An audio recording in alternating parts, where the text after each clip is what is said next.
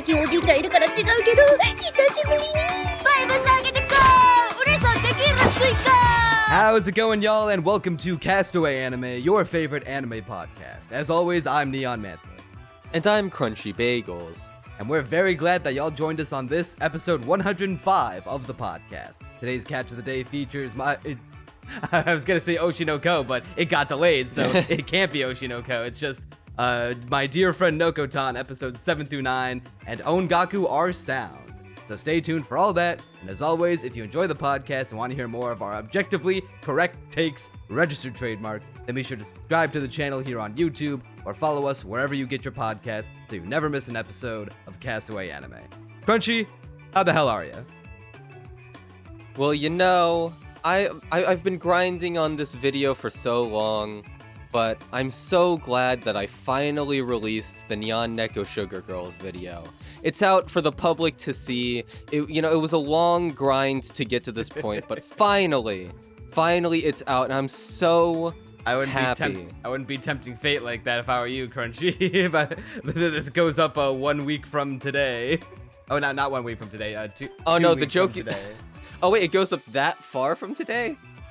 This was supposed to be a bit. Is it no longer? This is supposed to be a bit about how it isn't out. Are you now speaking truth? Oh, actually, no. I was wrong. It is going up next week. We're recording this on the 7th. It's going up on the 14th. So you think you can get it done in a week? Honestly, I don't think so. That's what I figured. Let me see. Let me check my calendar real quick, because I have the dates I'm going to record the audio. Scheduled. Let me see. Fuck. I can't find the calendar on Windows 11 as easily as I can on 10. Quick. September calendar. The calendar is literally in the bottom right-hand corner. I have it pulled up right here. That's where I was looking, but I couldn't find it. Are you looking in your reason. primary monitor or your second monitor? My primary monitor. Okay, it only shows that when you click on the date and the time in your bottom right hand corner, it pulls up the calendar, but it can only do it on the primary one. If you do it on the secondary monitor. No, I am looking at the primary one, and it's just showing notifications. Does it say okay, Sunday? no, I pulled it up. All right. On today's episode of Castaway Anime, Crunchy learns how to use a computer. Yeah, okay, so my final recording day is the 12th. So if I can edit all the audio on Friday the 13th, get it all synced up with the video. No, Crunchy, you're tempting fate. You can't get it all done on Friday the 13th. No, I can't. It's literally impossible, because then I'd also have to render it all, and there's going to be editing errors because, come on, it's me. It's literally, there's literally no way. The earliest release date would be like the week after, within that time span. And knowing me, even that's a stretch at this point. Yeah, remember when this was supposed to come out in March? Me neither, it's been so long. I was listening to your patron-only Decompression Chamber podcast, which you guys can listen to if you subscribe to his Patreon on patreon.com/crunchybagels. But yeah, I straight up forgot that you said I'm gonna release the video in March, and then I had to look at your channel again to be like, when was the last when did you put up the Dungeon Meshi video? And you put up the Dungeon Meshi video 5 months ago. Yeah, during my channel resolutions, I said I wanted to get to the point where I release content twice a month. And the original plan was for the Neon Neko Sugar Girls video to be like upper 30 minutes to lower 40 minutes. Until and it was going to be the long video. Yeah, and also the thing is, it was kind of always meant to be a big research project. I just didn't expect the rabbit hole to go so deep. Also, congratulations on the Onimai video passing 400,000 views. I don't know when it happened, but it's at 409,000 right now. Crazy! I literally did not even know that. I thought it was stuck in like the 300,000s for the longest time, because like that's where it peaked. I mean, it was a big deal when it passed 300,000 views. I remember, because that was, I think, earlier this year, and I was like, oh, okay, it's like sort of hit its peak now, and then. I mean, to be fair, it has been getting more traction lately. And funnily enough, the more traction, just for some reason, all the comments suddenly well, not all of them, but for a while at least, I haven't checked them in a bit, but for a while they were all negative, all the new ones, and I did not know why, because up to that point, the closest it got to negative, I mean, some people were just really, really transphobic and on about the woke mob or whatever, but for the most part, the most negative it got was, I don't think Mahiro is trans, which, whatever, agree to disagree. But then all of a sudden it became like, why are you off your meds and shit like that. So I opened the video and organized the comments by newest, and the most recent ones are from 10 days ago. The same person made 2 different comments saying, as a trans person, I need to meet Mihari, and then Onimai made me notice I'm trans. I mean, I don't blame him. And then another guy said, if I had a spiked root beer, that girl... if I had a spiked root beer that girled me, I would guzzle. Girled as apparently as a verb. I mean, same. If any people want to listen to your never-ending war against audio equipment, they can subscribe to your Patreon and listen to the Decompression Chamber podcast that you waffled on about and lamented for. I hate audio. I hate the concept of audio now. Luckily, I mean, I'm tempting fate here. I think I'm done. I've got new Bear Dynamic DT770 headphones, I think. They're supposed to be really good closed back reference headphones. A bit bassy, but overall, like, really, flat audio line. I just bumped the XLR cable of my microphone. I have a boom stand. I have a new microphone that I really like. I really like this microphone. Please don't bork. Please don't break on me. I beg you. But yeah, the conclusion of this is I need to re-record the entire Nyan Neko Sugar Girls video. Oh no, you because can't. It's gonna bother you if the audio quality is like bad for the first half, but then not bad, but different, noticeably lesser in quality from the first half. Then you get to the second half of the video, and you're like, whoa, why is the audio a lot like cleaner and like sounds a lot better? Well, you see, the first 2 chapters were recorded on an AT4040 in what we call colloquially in our family the white car.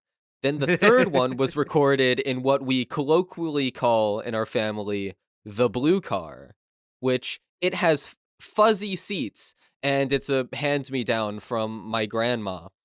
And so I didn't have it available to me for the first 2 chapters, but this one has better acoustics because of the fuzzy seats. The sound doesn't bounce around as much, and I actually pretty much love the acoustics with the AT4040 in there. Obviously not as good as what I have right now, setup-wise, but, for what I had at the time, pretty good. Then the 4th chapter is recorded when everyone else in the house is asleep, in the middle of the night on my AT4040, trying my best not to wake up my brother in the room next to me. And so it's all of a sudden I go from like basically yelling into the microphone to just slightly below conversation level. And it's like really jarring. And also I understate some lines in that chapter because I'm trying to be quiet, and so I'm like, I don't really like how he said that. No. Then the 5th chapter and the 6th one, but I haven't edited the audio for that yet. But the 5th one is recorded when the house is empty. Well, not even empty. My mom was asleep, but her room is on the other side of the house, thankfully, so I don't have to worry as much about waking her up. And so I was, once again yelling into the microphone in my house, and it ended up a little echoey because of my setup and because, once again, I'm just so loud. And so it bounces off the walls, even though I have blankets everywhere. It kind of annoyed me. So at least now we can look forward to the video coming out before the end of the year. Yeah, that sounds about right. But you want to know the crazy part? I got a flash of inspiration for what my next video will be. It's like the perfect title, and I mean, I don't have a thumbnail clearly envisioned yet. I don't want to spoil what it could be, and in the case that I'm right, or give your big game away. But does it have anything to do with that one Discord call a couple days ago that I suggested? No, Ah, no. I still think you should do that. It'd be legendary. Well, the thing is, so first of all, shorter, much shorter, half hour tops. Are I you am perhaps making going sure to it doesn't get ahead of that. Are you perhaps going to take my advice of you gotta do some smaller projects first before you while you work on a big project in the background? I don't even. I mean, the big project is going to be the novel, I guess. Like that's the extent of the big projects for now.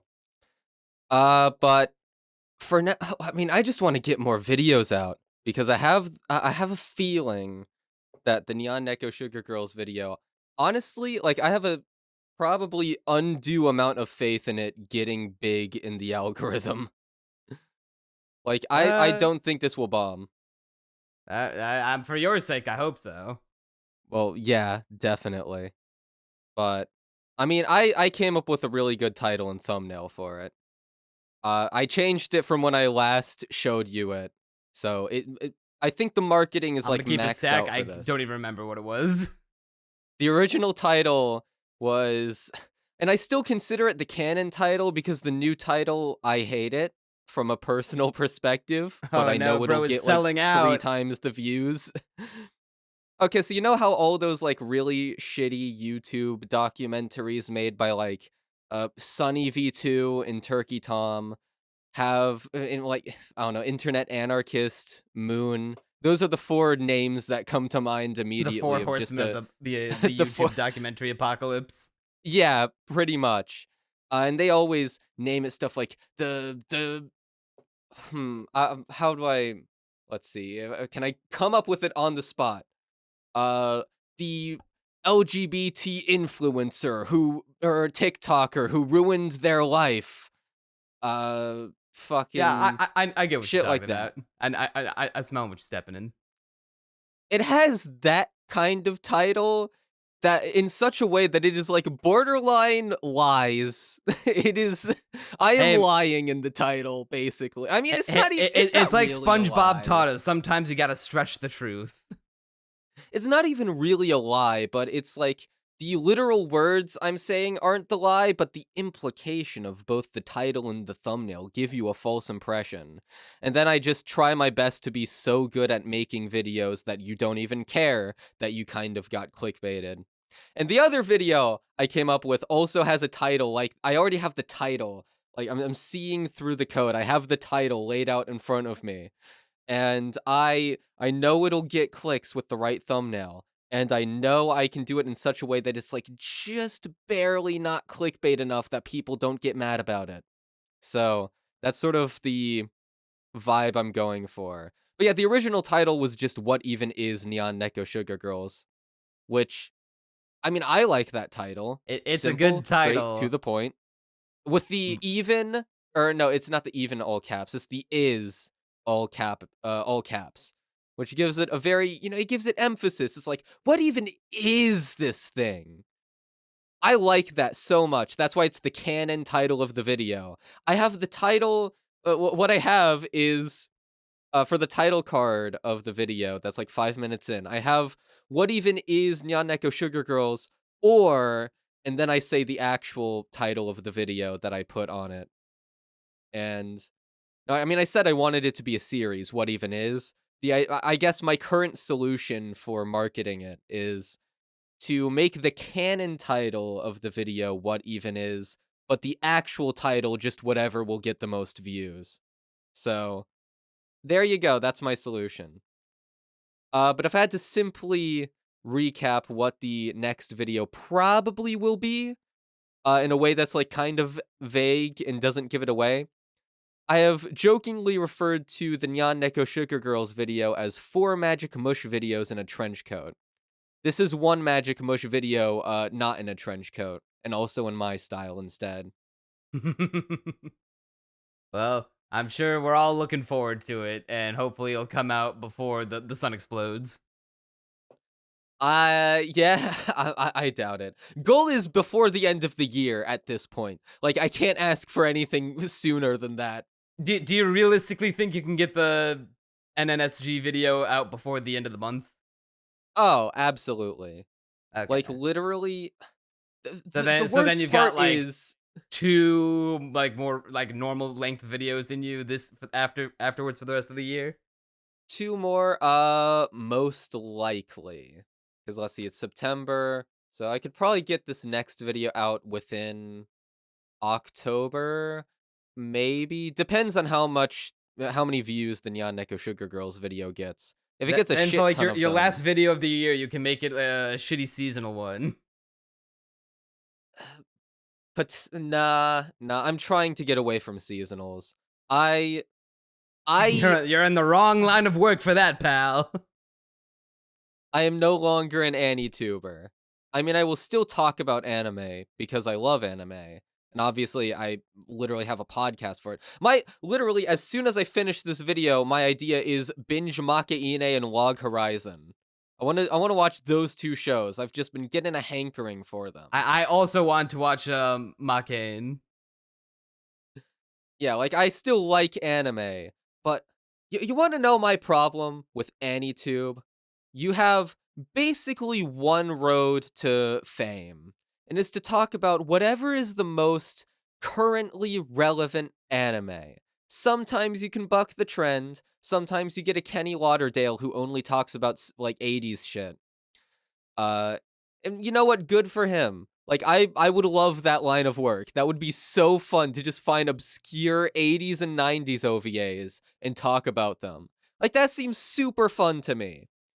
Talking about seasonal anime and just seasonal anime, like, I like Well, no some of the one's saying you seasonals gotta that talk come about up. it exclusively, but The you algorithm gotta does. slop to the Pop slot machine, culture says. every now and then. Yeah, I mean, that's the thing. And yeah, with seasonal videos, I at least feel the need to get them out within, make sure I've seen every episode that's out before I release it. I know, Digi didn't do that, Spuddle doesn't do that, but I feel the need to do that, and so every time it's like a race against the clock. I also have that same issue. Like anytime I thought about making a video, I'm like, well, I hate the idea of making a video on like an anime before it's done airing, because my opinion on it can change. Maybe what if I gas it up like the after a good first few episodes, but then it shits the bed and has like a terrible ending, and now I look like a fool for gassing up a show that I didn't even maybe even like as much as I did initially. And so I just, Or in your case, where you made the Dungeon Meshi video right Yeah. before the big plot, actually, it was right irreversibly after plot the twist. narratively changing direction. I released it the day after episode 11 came out, because literally technical issues, which seems to be the name of the game for me. Technical issues got in the way, and so I had to delay it a day. And God, the video isn't even that good. Like, I'm not proud of that video. And so, honestly, I think it'll be way easier to get big on YouTube with where I'm currently bringing the channel. Genuinely. I know it sounds crazy, but I can see through the code. I have the most clickbait titles in mind now. The Nyan Neko Sugar Girls video, you know what? I'm gonna say it. It's gonna get at least 10K views. If it doesn't get that, I am and ending how it all. long? I don't know, before too long. or else I'll be eating my words. Well, you got to sound like it's gonna hit 10K in like a week or 2 weeks. Otherwise, If it doesn't hit 10K it can surpass in a 10K week, over the I course will of be like 3 sad. months. All right, 10K in a week.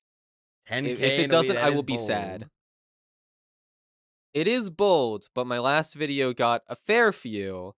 And you know what? Maybe it won't hit 10K in a week, and then it'll blow up later, and I'll look like the biggest fool on earth twice.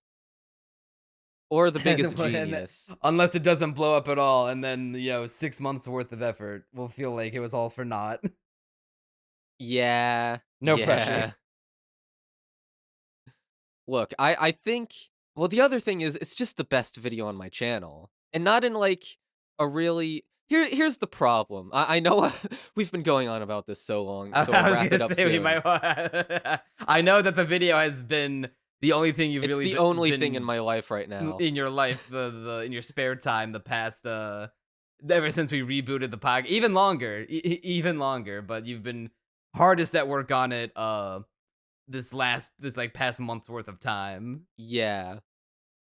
I guess my parting thoughts are, my previous best videos are all like super serious and like, oh, I really hit at the core of some interesting ideas, like in the V3 video and the V2 video. I still think Monogatari Call of the Night is your best one, and you have not topped it yet. I think this will top it, especially because it is a documentary like that. Like, it's incomparable to anything else on the channel stylistically, except for that video where the narrative sort of follows a similar path to it, I guess. Not in terms of the story itself, but just in terms of, they're both stories, is what I'm getting at. I'm telling a narrative. But, well, the other ones are like, oh, super dry, super serious. This one is like fucking at least one joke per minute. I think it's very funny and very good. Well, as for me, I have not been. I've actually the media list run dry because we had only recorded the newest episode like a little over a week ago, and I couldn't have time to watch things or like do things outside of the podcast because football's back, baby.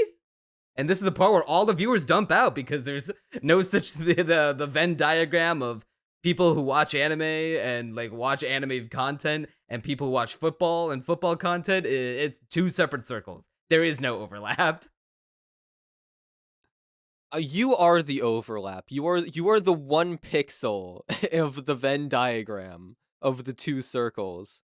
And I low key thought about making some second channel videos, just like little auditory podcasts of predicting who's going to win each game. They're just doing like a pick 'em for every single game every single week, but I decided against because like yeah, people no one would tune in for that. Dude, the reaction would literally be like, have you seen the video Therapists?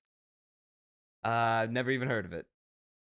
It's like the stick figure animation where it's basically a therapy session and the guy's saying like, she told me she loved me, but I felt nothing and I'm so empty and afraid. And then the therapist is just like, oh my god, I don't fucking care. That sounds And like it's a fucking, literally that reaction. that sounds like a fucking flip note. What was that one? It's Flip Note literally in Tuesday? the same style of Flipnote Okay. animations. I'm not I was sure if gonna it's say, literally in Flipnote, but it's the same style. I was gonna say like you know what the fuck is his name? The Let's Go Gambling guy.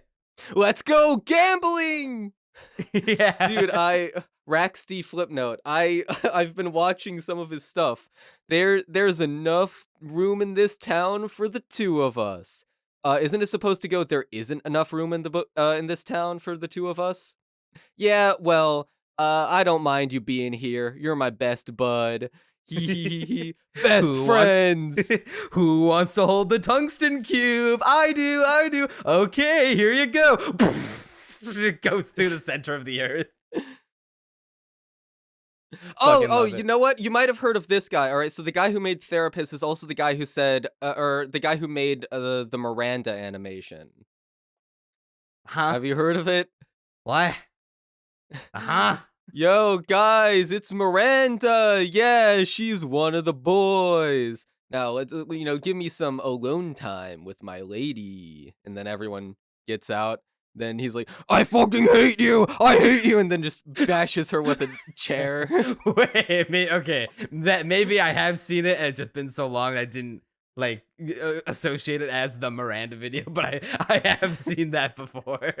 It's the same guy who made that. It's fucking good. But actually, speaking of gambling, speaking of football, Now the NFL's back, and since sports betting became legal in the state of Florida last year, like halfway through the NFL season, now this is the first year where I can now gamble away all my life savings on NFL games. Yeah, I mean, hey, we all have our vices. Mine is endless, an endless sea of audio doohickeys. See. My thing though is that I got the money autism, and I like looking at numbers and statistics. So I don't go too much on vibes when it comes to betting, which you should do occasionally. Like you shouldn't just look at numbers. You should also like it should be a balance of like this guy like meets this line of betting, the stat line, and money line, good portion of the time. But also, you gotta feel like you gotta analyze the matchup. You gotta give it the gut check. You gotta give it the eye test. And so in doing so, I have an entire Excel spreadsheet that I've been making for the past few days of players who are both on my fantasy team, so I can uh hedge my bets on them as well, and other some of the best players in the league and guys who do pretty well at are pretty consistent with hitting their stat lines for their bets. So I have like a whole spreadsheet set up, and I look at it. In fact, after this podcast is done, I'm probably gonna look at it more because the last two football games, well, the first two football games are the last two at the time of this recording. Was the Thursday night game between the Ravens and the Eagles, and the Friday night game was the Packers and the Eagles. No, Ravens and Chiefs. Thursday night, Packers and Eagles. Friday night, I think I said Ravens Eagles. The first time I got my wires crossed. But so far, I think I've broke even in my gambling. In the season, I have lost all my parlays. Which do you know what a parlay is in gambling? Nope. Okay, so a parlay is when you make multiple different bets in the same overall bet, and you're banking on all of them hitting because if all of them hit, your odds are greater, so you get a higher payout. But if one leg or like one portion of your parlay misses, then the whole thing gets chucked in the trash. It's basically like an all or nothing bet. So unfortunately, because the Ravens choked the game by literally a toe against the Chiefs, because how I don't want to go into a whole like explaining the rules of football to a guy who doesn't understand the rules, but like how the basics work, right? Yeah, throw ball, get it to other side. Okay, yeah. So that game almost was either gonna go to overtime or maybe even tie, or maybe even like they take the win at the last second. Ravens are down by a touchdown, and the clock is about to expire. The game's about to end. The Ravens quarterback, Lamar Jackson, who is a big fraud and a glorified running back, he throws it to his receiver, who then catches it in the end zone, where all he has to do is bring his foot down within bounds of the end zone, and he'll tie the game up with a chance to win it. Unfortunately, if you look at the tape, his toe, the very tippy toe of his shoe, fell outside the boundary line. So the touchdown was ruled. At first, it was ruled a touchdown. Then they looked at the tape. His toe stepped out of line, out of bounds. They didn't get the touchdown. Game's over. Chiefs won, and now they look scarier than ever because they are the back-to-back Super Bowl champs, going for the first ever three-peat in the Super Bowl era. And I really don't want that to happen because that'd just be boring. Yeah, so anyway, thank you for your gambling advice, Neon. I will definitely take I it with me d- into my responsible future decisions. Bro, I'm telling you, if there's a promo in the Hard Rock, which is what I use, to it's for the sports book to send like what is one of those promotional deals where hey, get your buddy to sign up and you'll both get $50 free worth of bets. And I was like, yo, bro, Crunchy, if you just tail all the things I'm tailing, then we'll earn and we'll lose the same amount of money. You don't even have to know about football. You gotta trust the process. Which so far I've broken even on with my money that I've wagered. I've lost all my parlays, but I've won a lot of my individual props. But the issue is, you said I'll win and lose the same as you. there's a bit of a an and lose there. Well, if like you could win, like no matter what. If you, I'm just saying, if you take all the same ones that I tell you to, then you're guaranteed to either profit or lose the same amount of money that I do. So we rise together, we fall together. Yeah, there's the and fall together. Bro, that's the quitter's mindset. Yeah, but I also probably make, 99% of gambling addicts quit before they hit big, Crunchy. yeah, but I also probably make like half as much from my job as you do, if I had to guess. Probably. And then I mean, like you don't have to tiny tell all bit of more them. on top of that. Dude, literally all you need is just like $10. You make just like, a couple $1 bets, and then you can double your money. Crazy. Instead or- of buying one energy drink, I can buy two. Hey, something. It's free money. A shocking amount of my diet has consisted of drinking constant caffeine-infused beverages in order to keep my body awake through the constant grind of the of the video. Not as much right now because after I missed the deadline, I was just like, well, I don't have to go that hard anymore. But still, I mean, I have one in Oh. my hand right now. I am very healthy. I have a nice healthy water in front of me. Actually, at the place where the news station that I work, I have a 100% perfect commercial running rating because I ran I oversaw the broadcast for the Ravens and Chiefs game on Thursday night in my area and on that station, and I ran it perfectly. There were no hiccups whatsoever. Nice. Yeah, That and means if they catch you on the GBA, they won't be as mad. Unfortunately though, in yesterday's game, my fantasy team that I'm doing with all my college buddies, it's in a bit of turmoil because one of my two starting quarterbacks in my quarterback lineup, because we're in a 2 quarterback league, Jordan Love on the Packers, literally at like the last second of the game, he took a nasty tackle that hurt. It looked like it hurt his knee really bad, and we don't, at the time of recording, we don't know the severity of the injury. All we know is that he did get an injury, and we just gotta wait and see just how bad it is. Man, He's I really getting hope your fantasy football player recovers from his fantasy injury, okay? I'll Well, send him it's a some real fantasy. injury. Oh, wait, it's a real. Wait, hold on. What? Okay, what is fantasy football? Okay, so fantasy football is when you draft a whole bunch of real football players and you put them on a team of basically a fantasy football team, whereas you mix and match players from all different teams. Like for example, we'd run a 2 quarterback, 3 running back, 3 wide receiver, 1 tight end, 1 flex position, 1 defensive unit, and 1 kicker. So I have Jared Goff and Jordan Love in my quarterbacks, Jahmyr Gibbs, David Montgomery, DeAndre Swift for my running backs, Puka Nacua, Stephon Diggs, Devonta Smith for my wide receivers, Sam Laporta at tight end, Chris Godwin in my flex position, the Dallas Cowboys defensive unit, and Brandon Aubrey the kicker. So when they do well in football, like if the quarterback throws a lot of passes, gets a lot of yards, throws touchdown passes, when the wide receivers make catches, run the ball down the field, running backs rush the ball down the field, get touchdowns, etc., etc.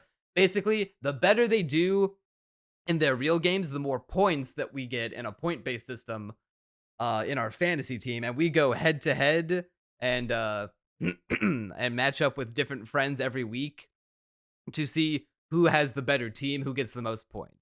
And then at the end of a set amount of weeks, like if they can our case, it's like 14 weeks.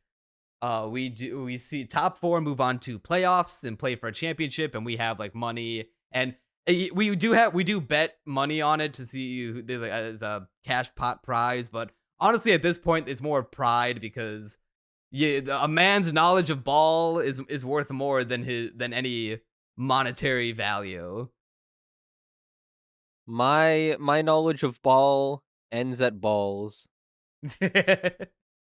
I'm actually kind of fucked because I had Jaden Reed from the Packers on my team and on my bench though, and he got 33 points, which is incredibly good, very very good. He has more than the combined total of Jordan Love and Devonta Smith on my main roster team by himself. So if I lose my game this week, the first game of the week, it's probably gonna be because I didn't play him.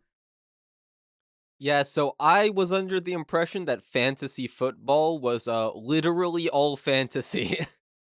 No, it's only It's like a fantasy in the sense simulation or of something. it's only fantasy in the sense of you're putting together a team that couldn't possibly exist because they're mixing and matching players from Yeah. across all 32 teams.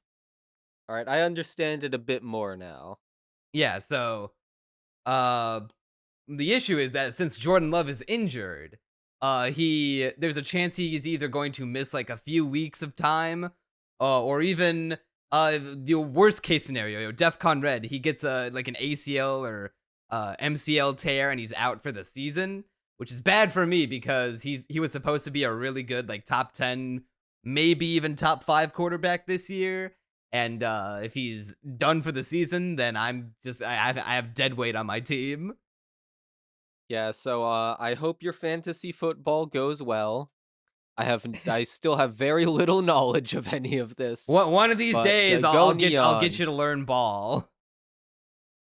I will never learn the ball. I feel better with my squares and triangles personally. Well, I mean, the ball in football isn't even round. It's like more ovoid. Yeah, I guess.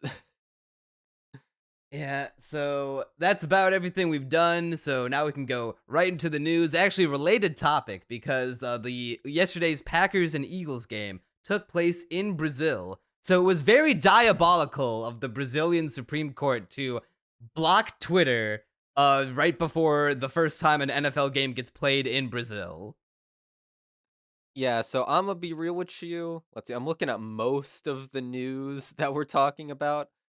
I know very little about most of these topics, so you're gonna have to actually explain this one to me. Because I know Did you that not hear about the Brazil one? This is like I heard this is like it. global news. I don't know the specifics of it. I know it's something about there's like some basically Brazil has this rule for Twitter to follow and they didn't follow it, and so Brazil nuked it and was like, "Nah, you can't come on."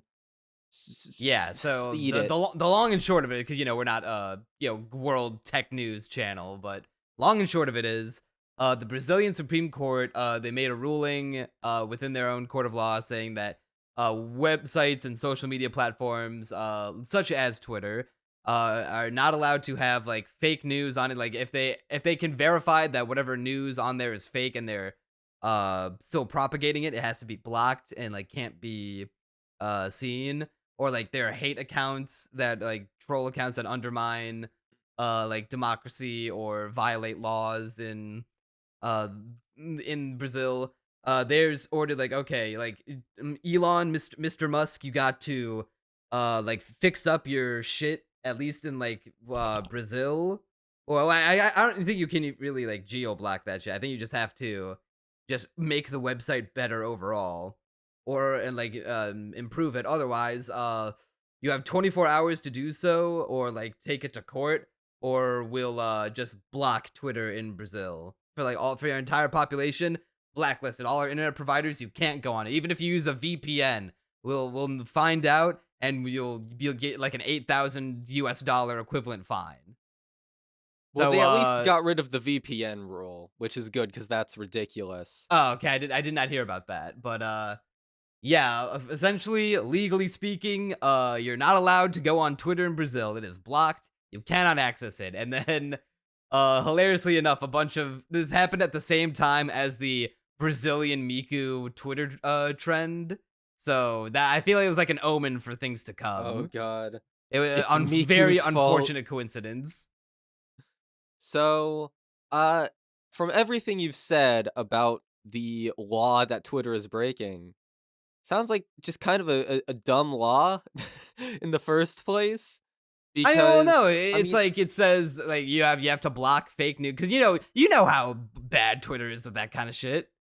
so see, I know how bad Twitter is with that shit. Counterpoint, I don't trust the Brazilian government to properly discern what is and isn't fake news. In I mean, that's fact, also true. I don't. The country of Brazil, it has beautiful landmarks, but like the government and a lot of its cities are kind of like crime-ridden shitholes. I mean, I'm not sure if I trust any government to discern what is and isn't fake news because they have a Li- li- vested interest in propagating it. Yeah, literally in Brazil, this was a thing that tying us back to the football game earlier. Both the Packers and the Eagles had to be like transported, like heavily secured transport to and from their hotels, and the stadium that they played at, because there's notoriously known gang warfare going on in Brazil, and they wanted to make sure that none of it fucked with the NFL. Oh, fun. Yeah, so the game, aside from that horrible injury at the end, the game was a pretty fun game to watch. But man, uh, maybe like keep if you're gonna do international games, NFL, maybe keep it to the good countries that don't have a lot of horrible problems. Like they keep doing your London and Frankfurt games, but maybe don't do Brazil. Maybe pick a different, less crime-ridden South American country. I mean, I was just confused based on what little I knew. So I was confused by how many people were seemingly pro Brazil in this decision. I mean, it's mostly spurred on by just how much people hate Elon Musk, which fair. But also, to me, it seems like a pretty blatantly authoritarian decision. Like, sure, you can say, oh, well, Twitter has a fake news problem. It does. But at the same time, I just don't trust governments to decide that. I really don't. Yeah, it's definitely a both sides of the problem issue, and Musk have just really dug in his heels, and because if he tried to improve it, they would have to like go for like all across the board, and that's probably why he didn't. He just probably didn't want to be fucked, and was like, all right, fine, yeah, fucking, I'll lose out on 217 million users. Who cares? Twitter users probably number in the billions. Yeah, I mean, just the idea of any country saying this social media website that is global needs to follow our rules and what information is and isn't allowed on it. And also, things will get through the system no matter what. Yeah, But the all I idea know of is that any, Blue Sky now has a very large Brazilian yeah, population. Might as well be the Brazilian social media account. And maybe Blue but Sky like, should hard pivot to appeal to Brazilian community. I just, I'm not comfortable with any individual country's government having that much power over what information is and isn't allowed on a social media website. And I don't think enough people are thinking about the bigger picture here, because that would be bad. At least to me, that seems bad on the surface. Granted, It maybe I'm not the most informed person to talk about this, but for all my values and everything I've heard, it seems like it would be bad. it is pretty bad. In fact, one of our own suffered a casualty because our artist Senranks for the podcast. Uh, he's Brazilian, so he had to move to his Instagram, his Tumblr. I don't know if he made a Blue Sky or not, but I even had to change. I used to link his Twitter in the descriptions, in the credits. Now it's I have to link his Instagram. It's a sad day. There's also people in my server who have been affected. Actually, one of my artists is Brazilian. The guy who did the V3 thumbnail. Yeah, I mean, I saw their Twitter account because they were getting around it with a VPN. I'm pretty sure anyway. But still, like, we both have Brazilian artists, funnily enough. Yeah, it's R.I.P. to all the Brazilian homies out there and our naturally very large Brazilian audience. I mean, we do have one Brazilian in my server, so there's probably multiple, but we have one that we talk to regularly. So rip him. Yeah, well, so we'll see if anything changes about that. But until then, no Twitter for you. No. Unless you use a VPN, but I don't know the whole thing about that. Moving on, we have some gaming news. So Crunchy, how familiar are you with the whole Concord situation? I know that people don't like the game and bully it a lot, but otherwise, I don't know what the game is about at all. Okay, so what Concord is, it's basically PlayStation's Overwatch. They announced it, I think, like a couple years ago, 1 or 2 years ago. It was just a teaser at first, because that's how you do in AAA games. You make cinematic teasers that show like no gameplay, so you don't really have an idea of what the game could be about. Then you actually see the game, and odds are it's probably not going to be very good. So, people have been clowning on Concord for a while now because it has no identity of its own. It really feels like a corporate it literally feels like slop, like corpo slop that was hodgepodge together of a bunch of like what is popular, what is relevant, what is hip and cool with the cool cat kids.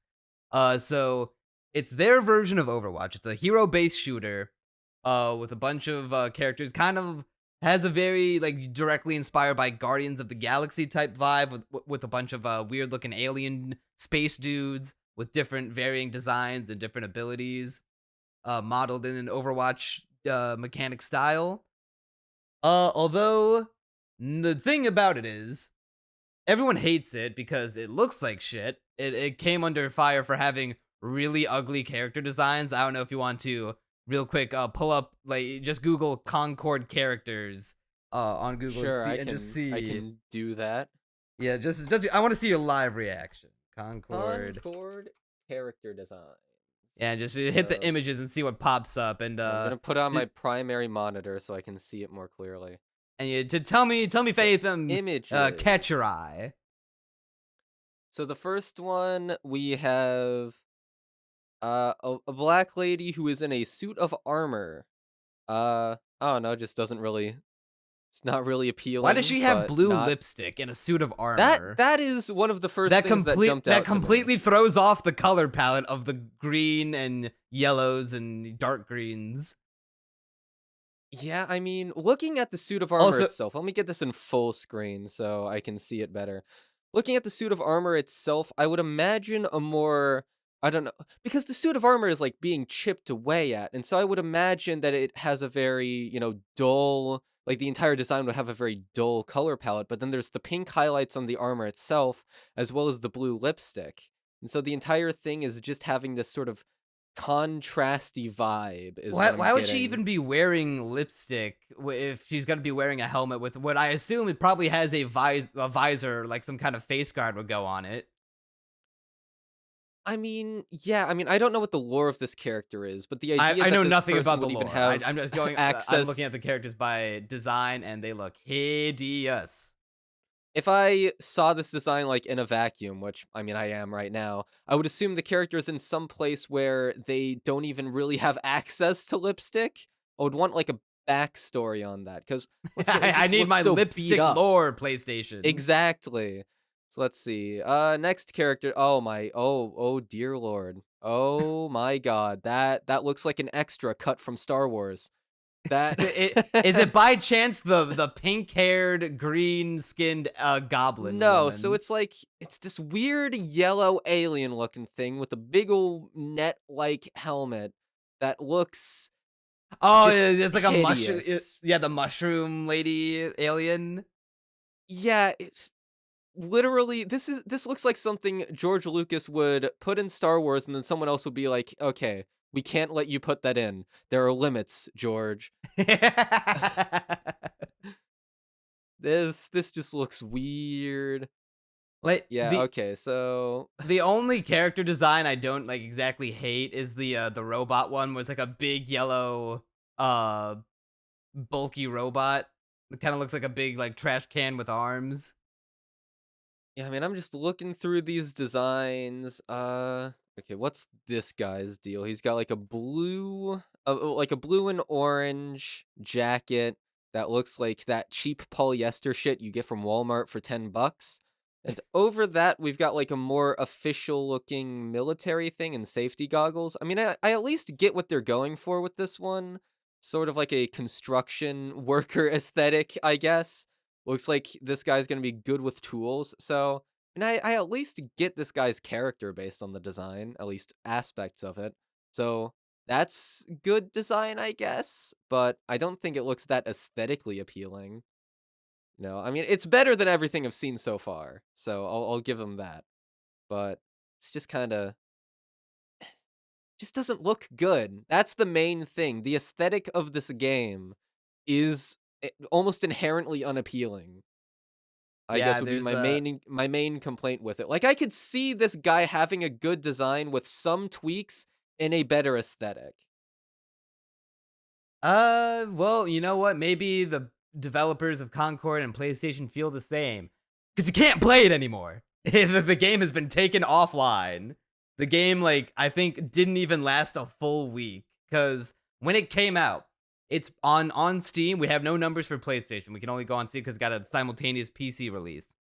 On Steam, the concurrent player peak did not even reach the thousands. I think it capped at like 694, 697. Didn't even break 700. So they took it down a week after release. Are they refunding people? Yes, they're even Okay. they're okay. even reaching out to retail stores for people who bought physical copies, being like, okay, listen, if they have the receipt still, or if they can prove that they bought the game from there, we will give you the money to refund them. Like, this is unprecedented.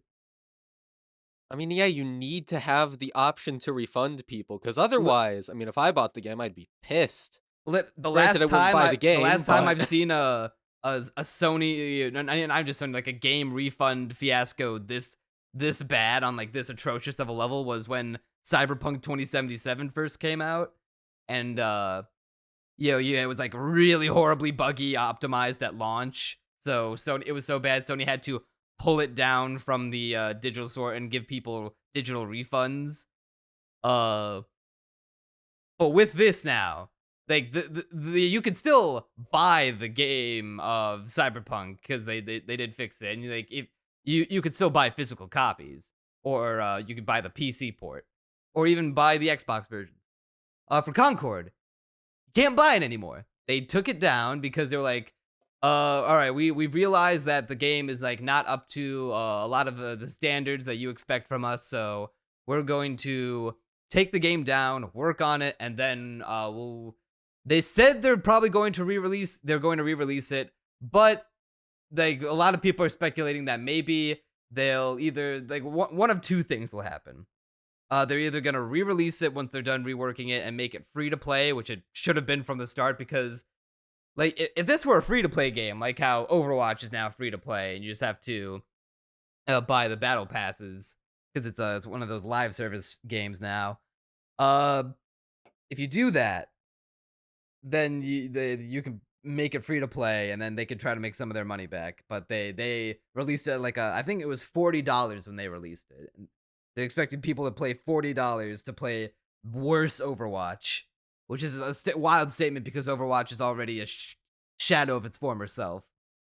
But now they're either going to do that, or what some people are speculating, they're going to say that they're working on it and then like wait a couple years to let the hype behind it, like quote unquote hype, the talk about Concord die down, and then quietly be like, we've decided to cancel Concord. We're not going to we're just gonna no more Concord. We're gonna move on, which is hilarious for a number of reasons, because this game had I think $100 million budget. Hang on, I need to fact check this. Concord budget. Yeah, $100 million. $100 million to make this game. Didn't even last a week. And also took 8 years of development time, according to some of the devs. And you know what came out 8 years ago that was like super popular and like took over the internet and the gaming sphere? Do you remember Overwatch? Yeah. This is like a fucking masterclass.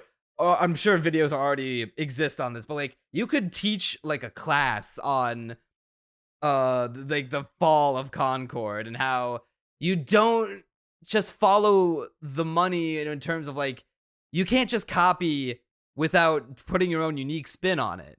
Like this is just like literally a soulless copy of Overwatch. And anyone could have any Joe Schmo could tell these corpo fucks that hey, it's probably a bad idea to make Overwatch but with like infinitely less appealing characters, an aesthetic that no one gives a shit about, and gameplay that doesn't even like refine on Overwatch's ideas, doesn't even bring new ideas to the table. Look, And yet they did it fuck anyway. Concord. Just get some Concord grapes out, get some grape juice, and bust out PvZ Garden Warfare, baby! Yeah, bust it out, dust off your old copy, because that's the real hero shooter we need. Yeah, the whole situation's been a shit show, and that kind of ties in with another news story that came out a little bit after the whole Concord fiasco, where Sony chief financial officer here let me get this right. Hiroki Toteki says that Sony doesn't have enough original IP. Whether it's for games, films, or anime, we don't have that much IP that we fostered from the beginning. Which is like, if that doesn't tell you how out of touch these fucking executives are with their company and with their community and their customers, I don't know what does. Because if you know anything about PlayStation, you know that they have cultivated a wide variety of different IP for the past like 30 to the past 30 years. The primary response to this tweet I saw was to just show images from every bit of IP they have that they have not been doing anything with. Bro, you know, I've literally been fantasizing about Naughty Dog going back to Jak and Daxter for the longest time because I truly think that they could I want to see like a 3D platformer with an Uncharted or Last of Us style story, at least in terms of like how quality the writing is, that you can mix with 3D platforming. That just sounds like the best game of all time, in my opinion. But nope. They won't even give the rights to someone who like would be more suited at right now to make a 3D platformer like Team Asobi, because Team Asobi literally just yesterday released Astrobot, which has come out to rave reviews. One of the top-rated games of the year, of 3D platformer, made by one of the best developers at Sony right now, and is now a contender for Game of the Year. Yeah, they're just out of touch. What can I say? Yeah, they couldn't even give the rights to Jak and Daxter, like either Sly Cooper, any of their old platforming IPs that they don't touch anymore, to one of those guys. I'm sure Insomniac would love to try their hand at a Jak and Daxter game, except they're just busy being tied up in Marvel games right now, but that's a whole other can of worms. But yeah, Ape Escape, Ridge Racer, Patapon, Little Big Planet. Well, they're technically they're still doing things with Little Big Planet. They made a 3D platformer a while ago, but just a lot of IPs that they are sleeping on. Gravity Rush. They killed Japan Studio, which made like the Shadow of the Colossus, Last Guardian, Gravity Rush games. And they just said no, that you're no more. We're gonna invest our efforts into Concord instead, and look how that turned out for them. Yeah, it's a shame. Yeah, the cherry on top of half those the whole games, honestly. Well, because you're out of not touch a with the certified gaming gamer. community. I mean, I know what all of them are. I just don't know how many of them Sony owns. You know what, like the cherry on top of the whole Concord thing is? Do you remember hearing the story about a, what the fuck was it called? The Amazon animated anthology series based on a bunch of gaming IPs. I did not hear about that actually. What was it called? Amazon gaming show, Secret Level. So it's an anthology series made by the guys who made. Do you know what the show Love, Death, and Robots is? Have you heard of it? Yes, I know about it. I have not seen it, but I know what it is. I watched like an episode or two of it way back when, and I liked what I saw of it.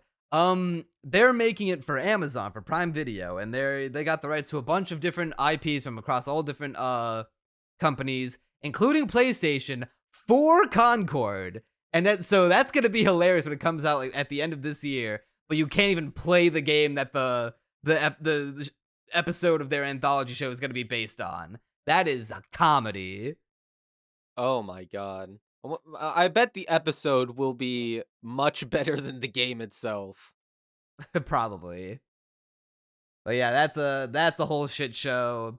I hope I pray I'm gonna go buy a copy of Astrobot on my way to work today and then play it a little bit tomorrow before I start watching football games. I'm gonna play as much of it as I can because that game does look banger. I'll take a new big name AAA 3D platformer any day of the week, and I wanted to sell an Astro Batillion copies so Sony can wake the fuck up and realize that this is the kind of shit gamers actually want and not Concord slop. Yeah, speaking of shit shows, speaking And of video games, Crunchy, are you gonna be seated for the motherfucking Minecraft movie?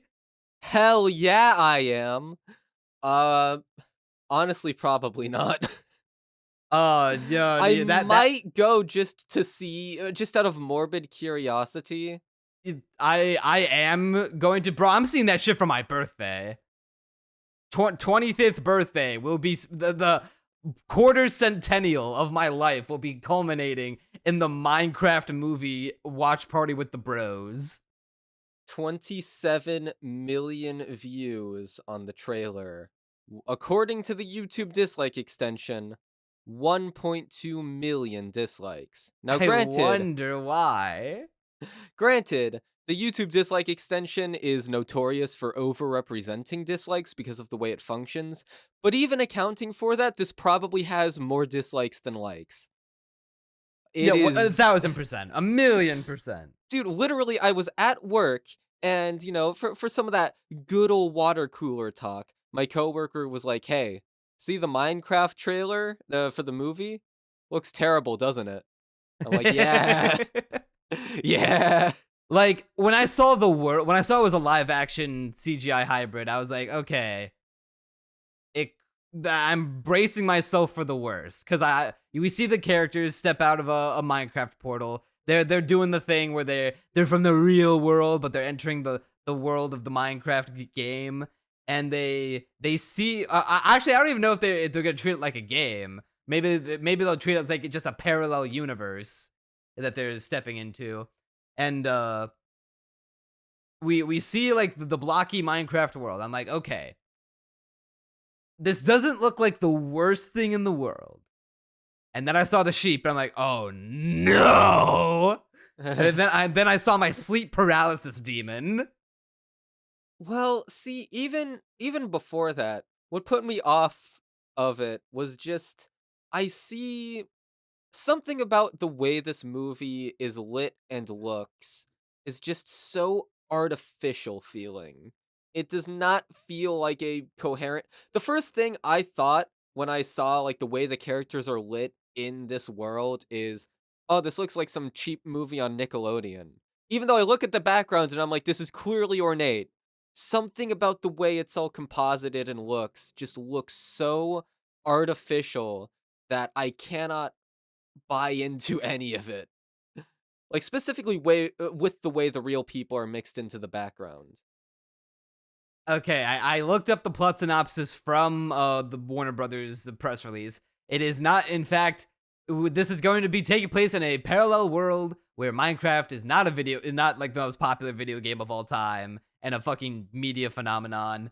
Minecraft, a fever dream doesn't exist, gaslit, and they're being pulled into the overworld, which is the world of Minecraft. So this is an isekai.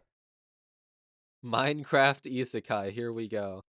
And Oh for God, some reason, Stampy made a video reacting to it. you're what? Stampy made a video reacting to it. Oh, Stamper or Stampy Longnose. Oh, okay. I don't keep up with Minecraft YouTubers.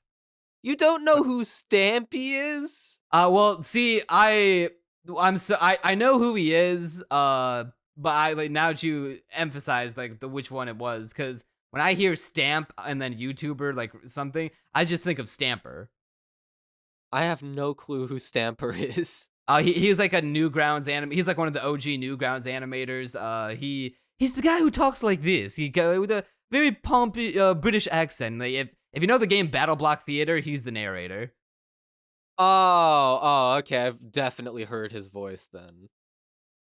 Yeah. I actually have that game, just haven't played it yet. Oh, it's banger. So yeah, Jason Momoa in the movie.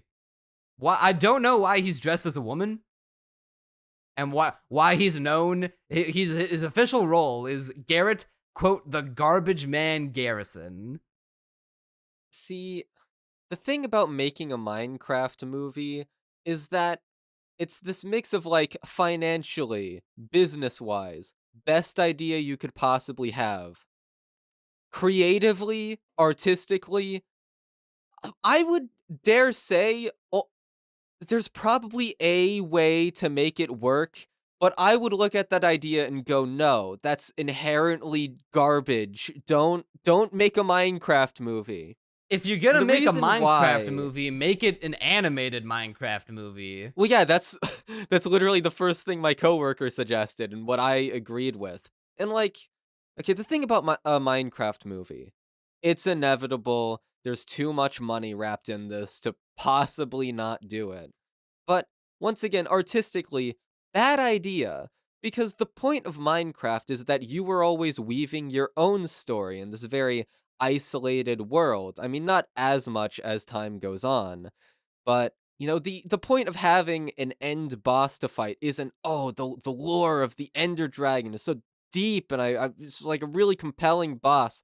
No, the point was to just give you something to work toward, and the point of having the Ender Dragon there was to just give you something to work toward. So, to provoke you to create your own narrative with it. And so the idea of adding in like some kind of goofy kid story on top of it. I mean, that's why Minecraft story mode was so reviled. But at least that looked good. I mean, reasonably speaking. It looks better than this. Yeah, it just kind of looked like those Minecraft AMVs where like the fucking what was the like the meme one where he jumps off, he's chased out by all the mobs and he jumps off the castle. Yeah. That was when I ruled the land. uh, but yeah, like just do something like that. I guess what's like the best looking Minecraft animation you've ever seen? Because I think that might be like a problem with it. The encapsulation of the problem there. How do you make it look good and not cursed? I mean, I can't think off the top of my head the best Minecraft animation I've seen. I mean, I know I've seen some that I think are good looking, but all of them are they're all like the hand-drawn ones is the thing. Which, there was never going to be a hand-drawn Minecraft movie, obviously. It was always going to be CG. The more I think about it, the more I'm like, the best looking Minecraft movie would be one that de-emphasizes the blockiness of it. But you can't really do Genuinely. that because that's its whole Exactly. identity. And so it was always going to be like a lesser version of what it could have been.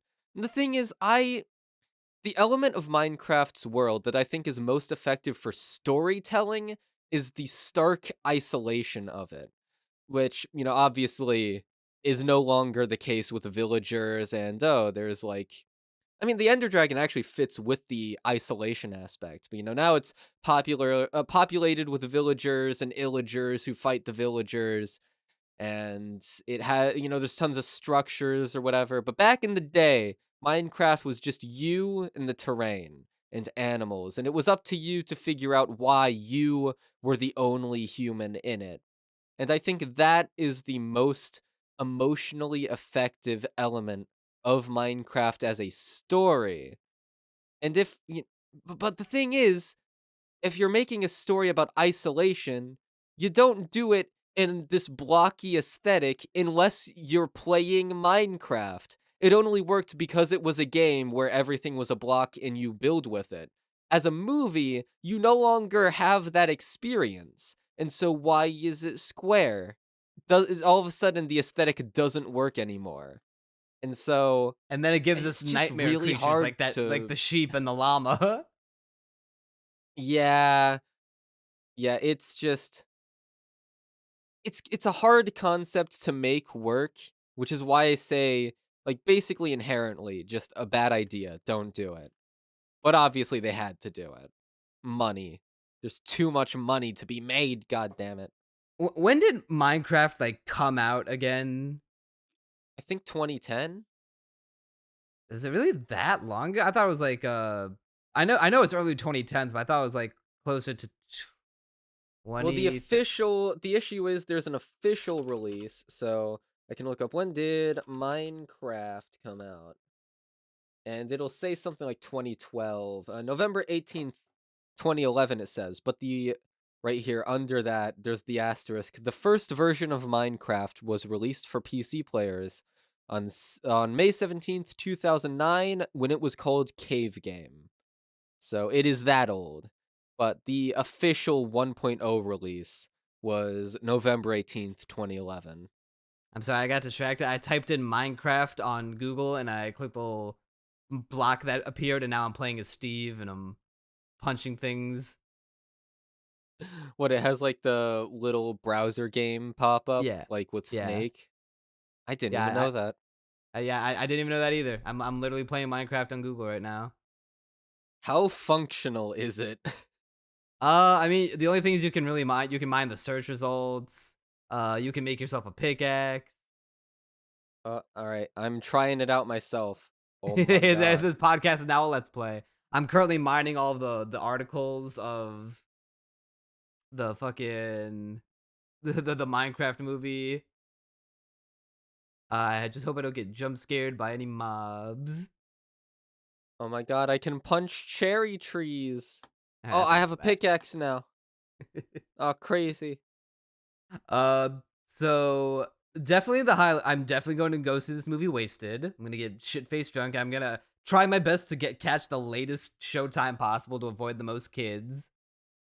And I think it's gonna be peak cinema. I think it's the Kenography is upon us. When is this supposed to come out? April 4th. April 4th, 2020. No, I won't be able to get legally drunk by then. It's okay, I'll show up there illegally shit-faced. Yeah, just get shit faced before then. You got do it for Jack Black Steve. There's people out. God. For the Okay. sixth time. Yeah.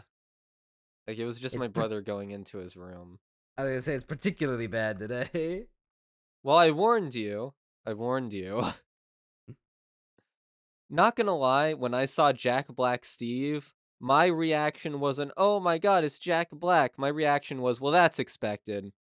I laughed. What do you fucking the dramatic way he says, "I am Steve," and he doesn't even. They made no attempt to make him even look like the Steve character model from. I literally from just Minecraft. saw him as Jack Black. He's just Jack Black in a t-shirt. It's literally just Jack Black wearing the blue Steve shirt. That's it.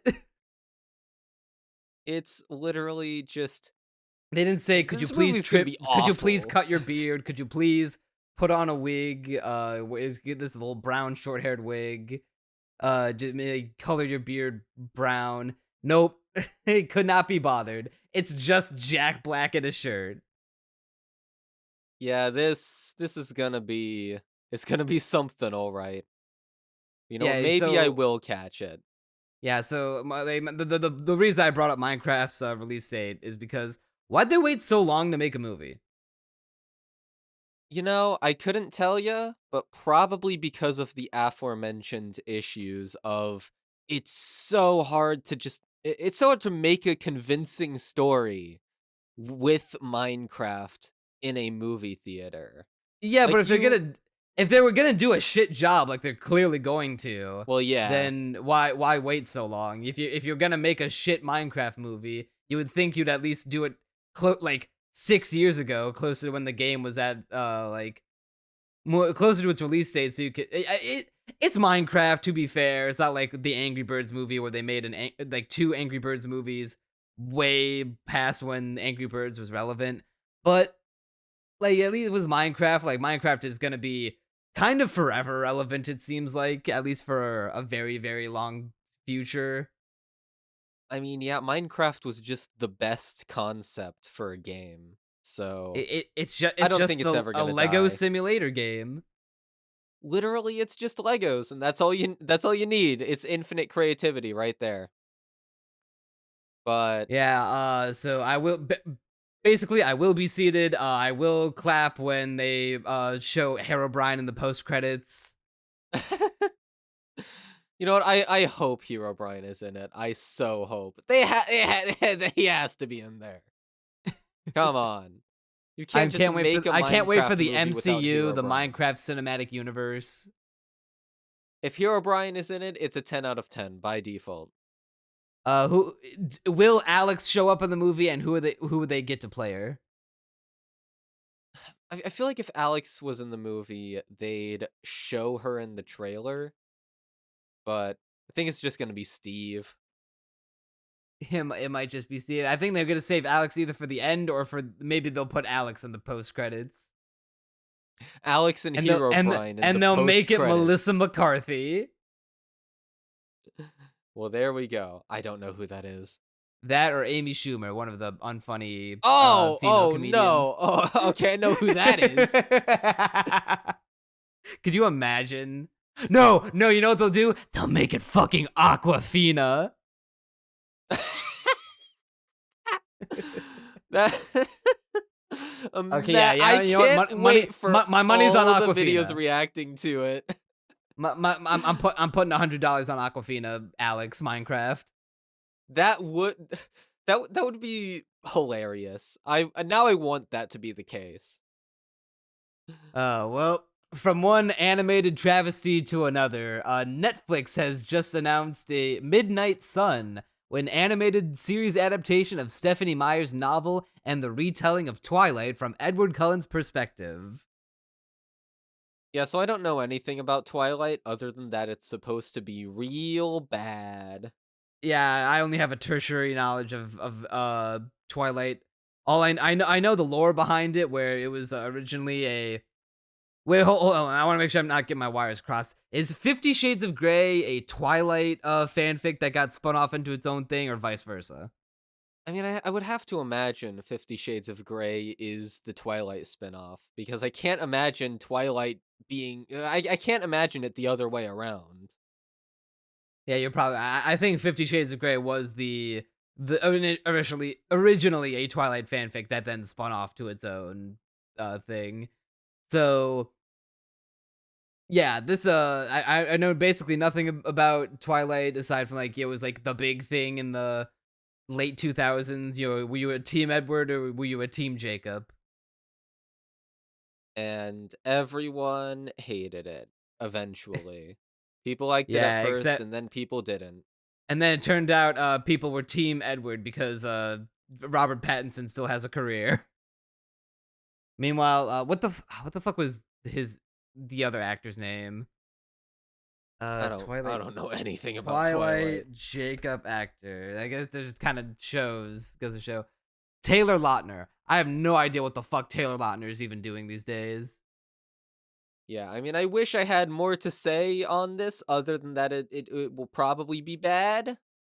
But I don't know anything about Twilight. I'm so curious to know what it looks like. Because all they came out is a poster, but with just the image of a crushed pomegranate, which will represent the thousands of lady eggs that will be cracked and gushing from all the girls watching it, of course, just like they did for Twilight. I mean, the idea of Twilight the animated series is just funny to me. So the funniest thing for them to do is to style it off of the Castlevania animated series on Netflix. Have it like really be gothic and moody and like high detailed. I mean, it might look good. Maybe. Well, that one will just be a wait and see. So that was a pretty short story, but very very funny story.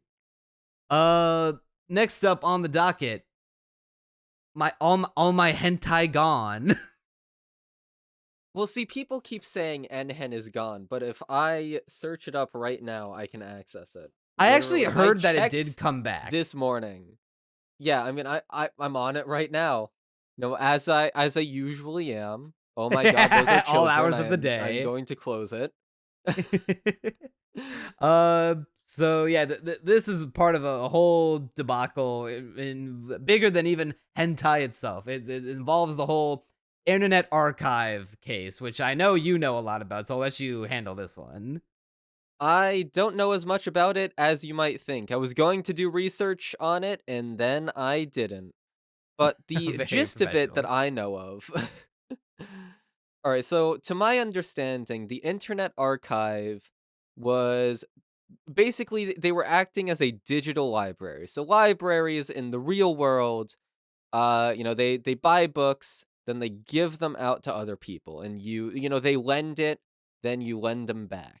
Now, I'm not sure exactly how the Internet Archive's digital library worked, but essentially during COVID, when libraries, were being shut down, the Internet Archive was like, look, here are some books that we have that, and once again, I don't know exactly how it worked, but I think they paid for them, and we're like, look, we'll lend them out to people and function exactly as a library.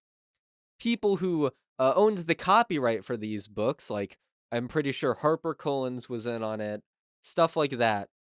They didn't take too kindly to this, even though functionally identical to a library. But no, it's digital now. So now it's copyright infringement. And so they take the Internet Archive to court for it. The Internet Archive loses, they appeal, they lose again. The one victory they got, it was a Pyrrhic victory, which is that the Internet Archive, in the original conclusion, they were deemed a for-profit organization, which is wrong. They are a non-profit, and they got acknowledged as that in the appeal, which is the one small victory they got. But otherwise, they're basically saying this digital library stuff is copyright infringement, and you can't do it. I hate copyright so much. Oh my god. Yeah, Look, and look. this is go ahead. If I get my novel released, please put it on the Internet Archive. I don't care. Put it on there for the entire world to download for free. I am too pro piracy to be against that. I don't even think I would lose money from that, even if I was selling the book. Just do it. Do it. You have my permission. I love the Internet Archive and I want my book on there. I would consider it an honor. I might even put it there myself. Yeah, this whole thing stems to the issue of it's copyrighted because you're taking scans of physical media and you're putting it online, and that's violating copyright. Because now anyone can just bypass having to pay for it and then just get a free digital copy. You're taking away money from the creators. Bitch, libraries are legal piracy, and it just goes to show that piracy doesn't actually cause losses. I can go to Barnes & Noble right now, get a book off the shelf, go to that little cafe they have, and read the entire book without paying for it. I actually did that for Diary of a Wimpy Kid, back when I was like 13 or 14. There have been times where I would take a manga off the manga shelf in Barnes and Noble, take it to one of their little tables, thumb through it. As long as you don't damage the book or you take it outside the store, you could read the whole thing. Maybe be courteous, buy a cookie or a coffee from the cafe.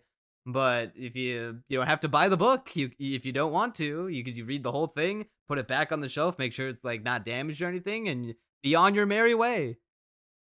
So, the idea of...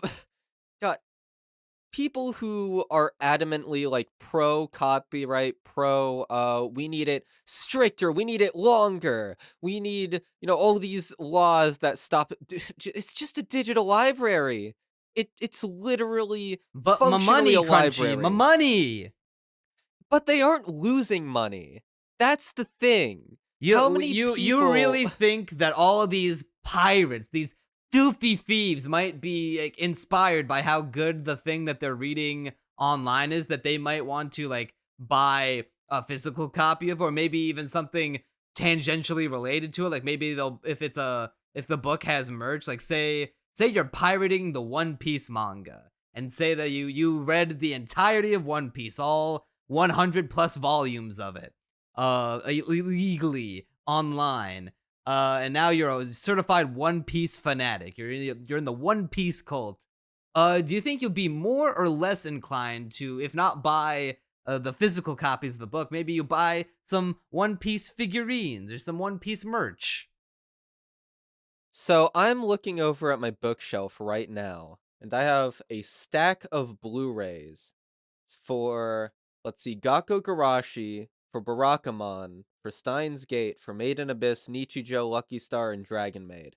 Now, Dragon Maid I did first watch on, what the fuck? Verve, I think it was. I Verve, remember because they Verve. let me watch it for free, and I think my ad blocker worked to get all the ads off. And so that one I did watch legally. Every other anime I just listed, I initially watched pirated. Man, I really just wanted to get out of paying, huh? I really just hated spending money on the industry. Even Yeah. though Nichijou, I own it was once all 10 volumes of the manga, then it started up again. I was so dead set on completing my Nichijou manga collection, and then the manga immediately started running again.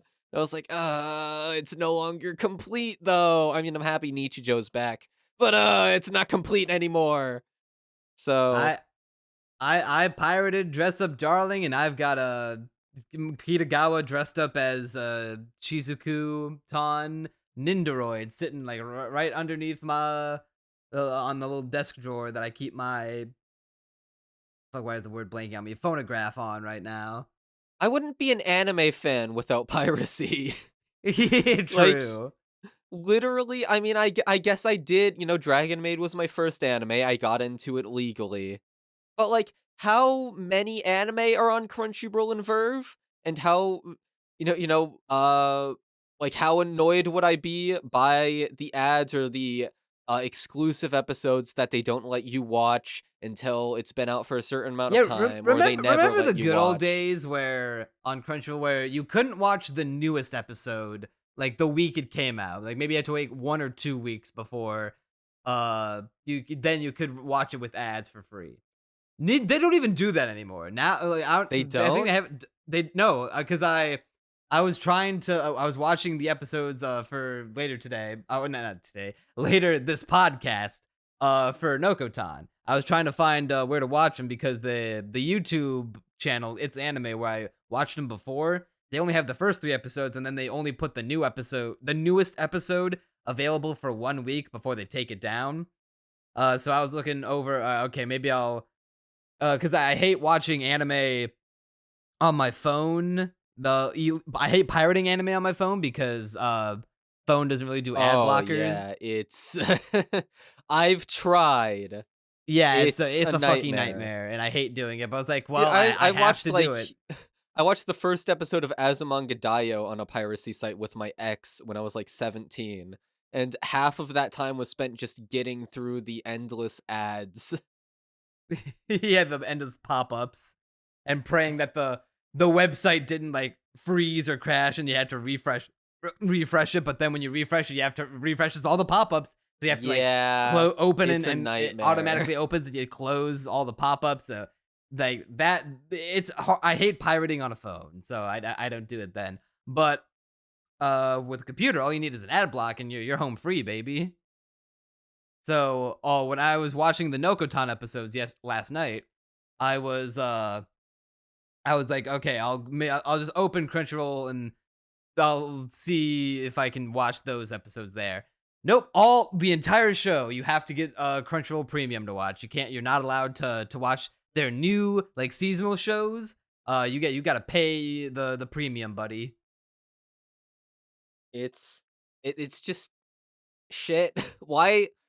It's just Thankfully, so hard lucky for me, to... Nokotan was also available on Prime Video, which I get for being a member of Amazon Nice. Prime, so I watched them on there on my phone.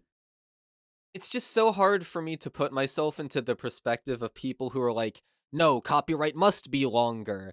It must be, more restrictive. I mean, I have a family member who's very pro copyright, and I've argued with them a lot about it because I do not buy into the perspective. They're like, oh no, but the children of the people who have the copyright, they can get money off of it. And I'm like, why should it last Fuck them 70 kids. years? Exactly. They It's can like, make their own copyright material. yeah, Their and own, half their the own time, IP or no, project. not they even can half get the time. copyright. Most of the time, it's literally just for the corporation. Like, I don't see the perspective, or like the people who are ardently pro piracy. I'm so pro piracy. I literally wrote an essay on why piracy is ethical for my English class right before COVID hit, and then my teacher was debating me on it in the notes for my essay. Literally. Did your teacher like dock points for it, or did they just say, I hey, don't know if he docked points for it. I actually don't I remember. would say if he docked points, that's a bitch move. But he was literally like, well, it's still stealing. And I'm like, no, it's not. It's objectively not stealing. It's literally, it's digital. It's not a thing you can steal. You If wouldn't don't own it, you download a can't steal car, it. Crunchy. Look, I'm so pro piracy for the patron exclusive content that I now have. I literally put in the rules, don't share the link where I can see it, implying that if I don't see it, I don't care. So you're Because telling me I don't. if I set up a secret Dropbox where I just take all the Patreon links and then DM them to everyone, I make I a separate literally put DM. all the patron exclusive content in a single playlist with the expectation that people who are patrons would put it in the DMs of people who aren't patrons. I don't care. Yeah, And I don't think I would be losing any money off of that. If anything, I think sharing it around will give me more money because more people will want to have easier, like just slightly easier access to the patron exclusive content. It's like the big Gay Ben always said, piracy is a service problem. It's damn true. Unless you're a teenager, then it's a you don't have any money problem. Yeah. Like, how am I supposed to pay for the real thing if I literally have no money to my name? Yeah, very true, very true. I definitely did most of my pirating when I was a youngin' with no income, and now I only do the only things I pirate are anime and movies that I can't get on any of the streaming services that I do subscribe to. So if it's not on Netflix, it's not on Prime Video, or it's not on Max, then yo ho. Like, the name of the game is Yarhar Fiddle-Dee-Dee, being a pirate is alright to be, and also the Internet Archive wasn't even, in my opinion, shouldn't even count as illegal piracy. It should literally, it's a digital library. It functions identically to one, it's just not brick and mortar. Like, why? It's the same concept. The idea that that is copyright infringement. I feel like libraries are just the ultimate counter to any anti-piracy argument because they were allowed to exist and they didn't harm the sales of books. The difference between a physical library and a digital library is that you can download something from a digital library and keep it forever. You don't have to return it like you would a library book. Okay, but you could literally just scan. I mean, I guess it's more inconvenient to scan a library book, but you could. And also, you've already read it. Like, you could just go back to the library and get it again. Like, maybe there's the slight inconvenience of someone else, yeah, like, wanting the book. But even still, like, you've already read it. So it's not, like, that's the big thing that you would buy something for, is the first read, typically. Either that or, like me, just avidly collect things. I like having 10 volumes of Nichijou. it was once a complete collection. So Have you read those volumes of Nichijou? I've read the first 7. For some reason, I didn't finish them, but I have read most of them. I have the first 3 volumes of Bocchi the Rock. I pirated Nice. Bocchi the Rock. I did not I did not read them yet, but I bought them. Yeah, so in conclusion, this is a loss. And also, by the way, right, people are saying it's the end of the Internet Archive. It's not yet, but they're also being sued in a separate suit by music companies for, I don't know exactly what. I'd have to look into it. Is But it that just one is music much libraries? probably something. I think it would be like old music that's hard to get being archived online, if I had to guess, but it might be something entirely different. But they're getting sued for, I think it's either 30 million or 300 million dollars. And it's like enough money that it would be an existential threat to the Internet Archive. And if that one gets through with full and with them having to pay out the whole thing, yeah, rip. So Well, save the that's Internet Archive. They've been an unbelievable help for the Nyan Neko Sugar Girls video. I already owe them. Like, credit them in the description or the credits of the video. I literally mentioned them in the video. Like, everything in that video is meticulously sourced in the script. I even have I mentioned this in the second channel rant. Not sure if you got that far yet, but I have like these little cards that show where I'm sourcing everything. Like, oh yeah, this is from this YouTube channel, uploaded at this date, or this DeviantArt page at this date by this user. And I even mention like, but if you go into the Internet Archive and type in this link, go to this date, you find this thing. So stuff like that. So they're in there. They're a part of the story. Well, the real story here is that all my dojins gone, except not really, because I think the site came back, according to some people. To me, it never went down for me. I'm not sure exactly what happened. I did not goon enough to check, but I I don't checked out of doubt that it's curiosity, back. but I don't go on nHentai that often, so no big loss. Yeah, just for now, in the grand scheme of things, we might be losing out on more with this whole copyright fiasco. Yeah, I mean, I'm far more invested in the Internet Archive because I love the concept of the Internet Archive.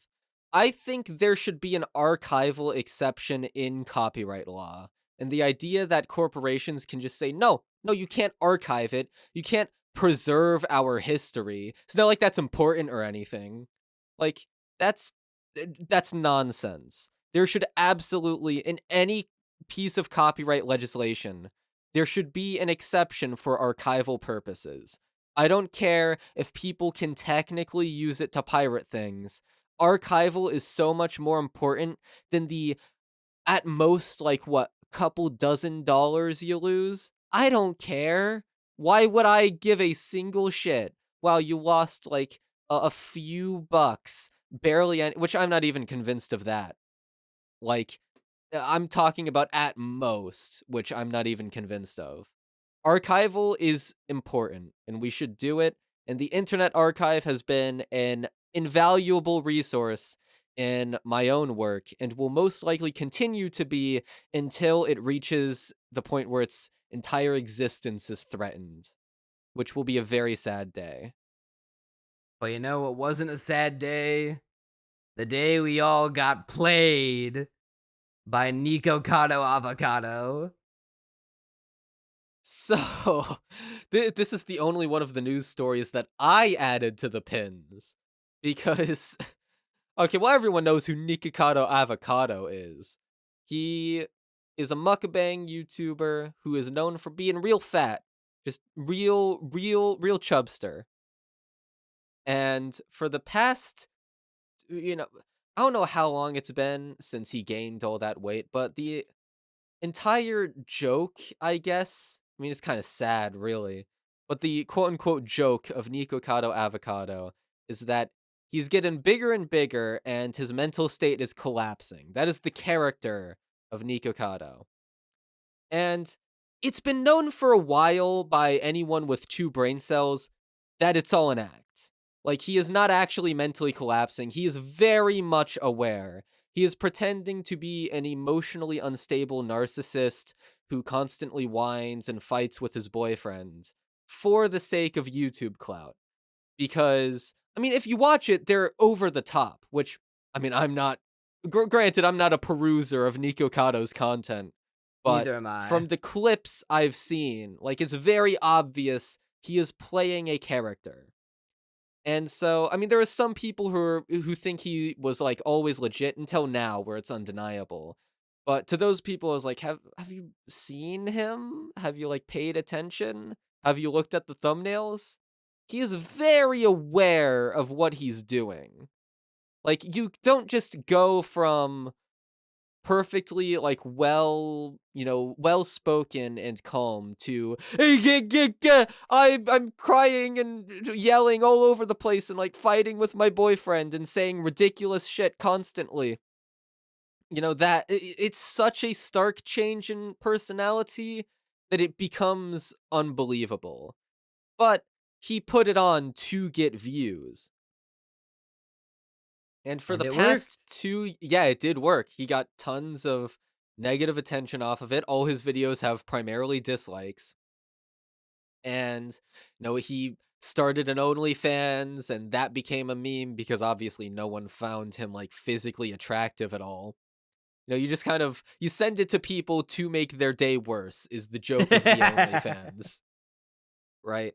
Just shit on by everyone. No one was on this guy's side. And he knew that and like played it up where he referred to, and I love the intro of his new video, like 2 steps ahead, where he refers to everyone as ants because it's calling back to his response to Moist Critical. If you remember that whole fiasco, That's because he's mainly where I know him from, because I've never seen a yeah. Nikocado video in full before. I just know he was the fat mukbanger who would occasionally throw tantrums. Yeah, I mean, he refers to his videos as ants, and he's the guy who gives them the syrup. Or I might be confusing that a little bit with Low Tier God. I think Low Tier God said the syrup bit. But they were both calling, people ants.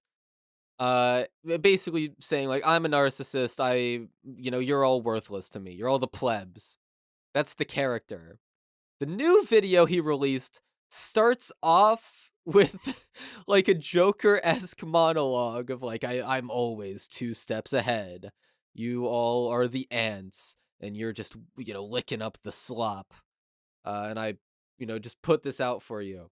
Turns out, for the past 2 years, he has not actually recorded a video. For the past 2 years, this man has essentially just been coasting off of pre-recorded content. And in the meantime, he lost all the weight and looked so different that I guess the paparazzi never found him or anything. Or maybe they did and it just never got big. But like, Or maybe he the was just peop- very careful about, not Yeah. going out in public as Also much that. as he could. I mean, he shaved his head and everything. Dude looks like $1 million compared to what he used to look like. Yeah, he Literally, dropped 250 pounds in the span of 2 years, which is a huge milestone. he's thinner than me now. Yeah, literally when that's I saw this surreal. news story break while I was at work last night, I was like, I felt more inspired to go back to the gym than ever before. Cause like, all right, this fat fuck can lose that much weight. I can like drop 5 to 10 pounds, but like maybe before the end of the year in just a few months. I mean, it's an insane amount to lose. And what I'm most curious about, though, is he gonna put it back on? I Surely mean, not, right? I want to he believe that. he did say Because, that he likes making mukbang videos, and more power to him. I think they're stupid. I think mukbang is stupid, but I mean, granted, uh, I stopped watching both videos as soon as he started eating because I hate, like, the slurping noises of him just eating the noodles. Like, I could not stand Congratulations, it. you hate mukbangs then. Yeah. And so I don't know anything he said past then. But I mean, the way He he said he phrased it, like, "Oh, I does just want woke to up keep from a making them bad because he does dream." love making them. But I imagine he's probably going to be doing it a lot more in moderation because it would be really, really stupid to jump with this whole anime villain arc of, oh, I was only pretending to be, this plaything for you. Come and laugh at the freak show, everyone. Or in actuality, you've been laughing at a facade this whole time, and I've actually been fucking juicing it and cranking it and working out all that shit, and now I'm unrecognizable. You think I've been on that dark wizard omega Ozempic weight, putting off all that weight, only for him to then put it back on and prove all the people making fun of him for his weight right. It's a hilarious character arc, and I hope this is like the final, conclusion of it where he just becomes a normal mukbang channel from here on out. But at the same time, like, during his, phase where he was putting on a character, there were times, part of the joke was, "Oh, I lost like 10 pounds or whatever. Oh, I'm becoming thin." And then he'd immediately put it back on. And I'm just so conditioned to expect that from him that it's kind of like, okay, will he really stay like this? if Which, if I mean, I I were hope he him, does. I mean, if he consumes, like, even just looking at the thumbnail with like that massive plate of noodles in front of him, and he were to consume literally all of that in the span of a 1 hour or two of video recording, I would say he'll probably gain a little bit more weight, but I highly doubt he would allow himself to fall back into the fat fuck status that he had, the chungus, the absolute chungus of a man he used to be. I mean, the Uh, thing is, you can eat meals that big in like occasionally and not lose weight or not gain weight rather by having an extremely careful diet. Like there's this other guy, I think his name is Matt Stone. Correct me if I'm wrong because I don't actually watch his stuff, I but he's like into That eating sounds right. competitions and stuff.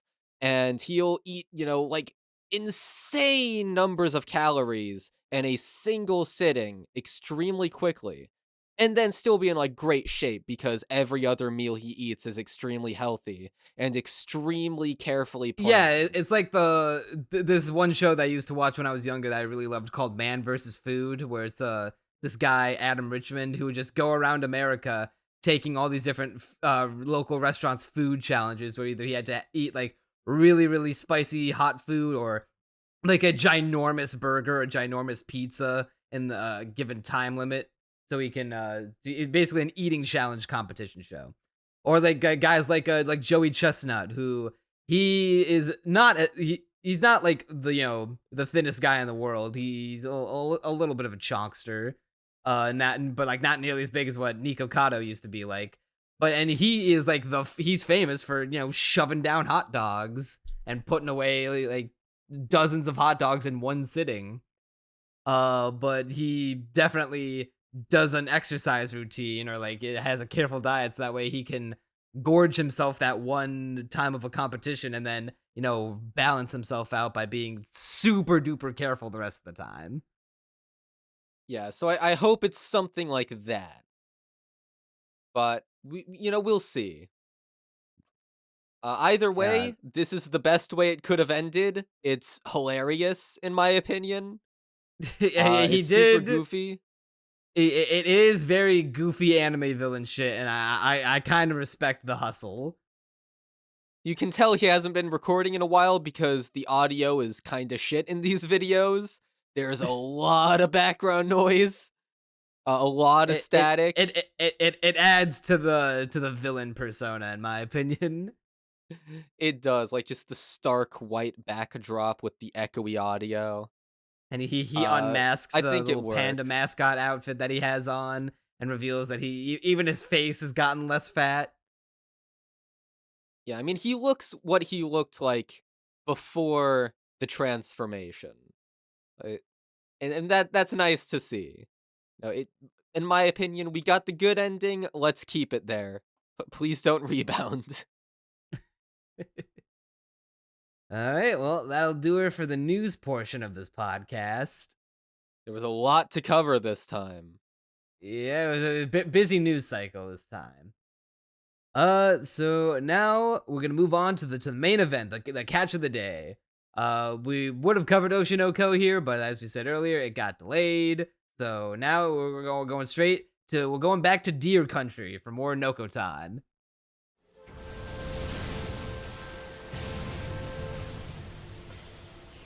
東の夜明けは近いにゃにゃ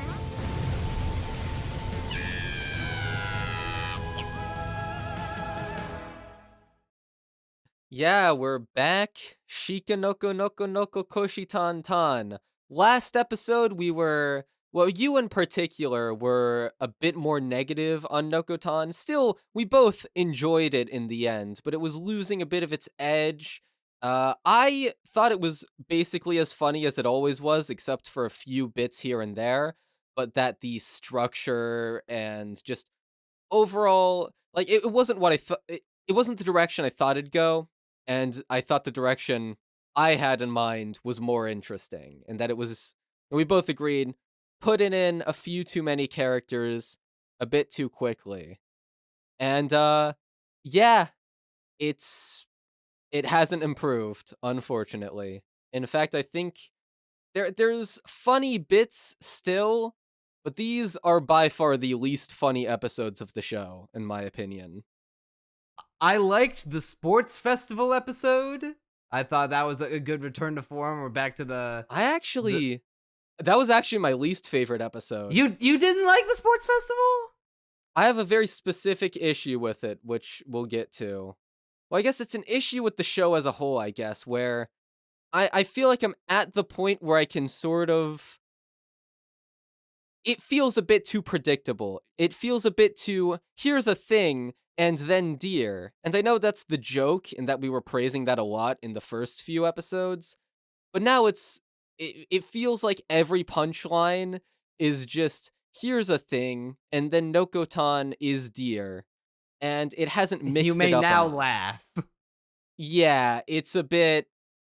I mean, granted, I really liked the bit in the sports festival where there's all the like all the problems that people suddenly have for Koshi to solve. Where it's like, President, a kitten climbed up a tree and can't get down. President, a fawn climbed up another tree and can't get down.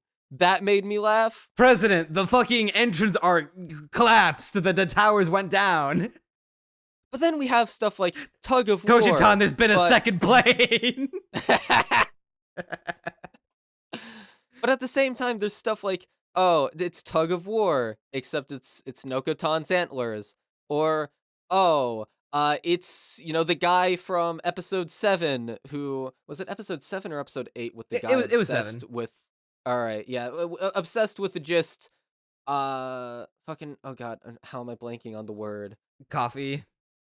Well, coffee, yeah, but also... making sure the hospitality was hospitality, that's the word that I was blanking on. He's the hospitality guy. And he's just going through, like, oh, I was preparing for the bread stuff, and now it's deer crackers and grass and an antler. I was just kind of like, okay, but, like, it's nothing I haven't seen before.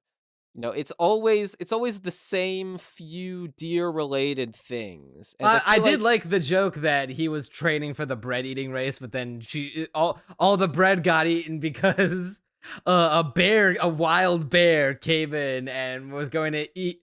At first, the shy girl, what was her name, Tanuki or something?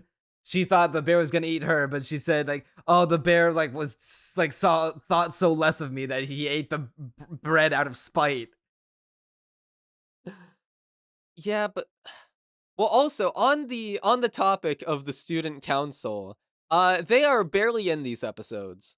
Yeah, they're kind of ancillary characters now, which is really disappointing. My expectation for them, I do like the running gag that the vice president, the short red-haired vice president girl, always has to carry the stool around her wherever she speaks to people.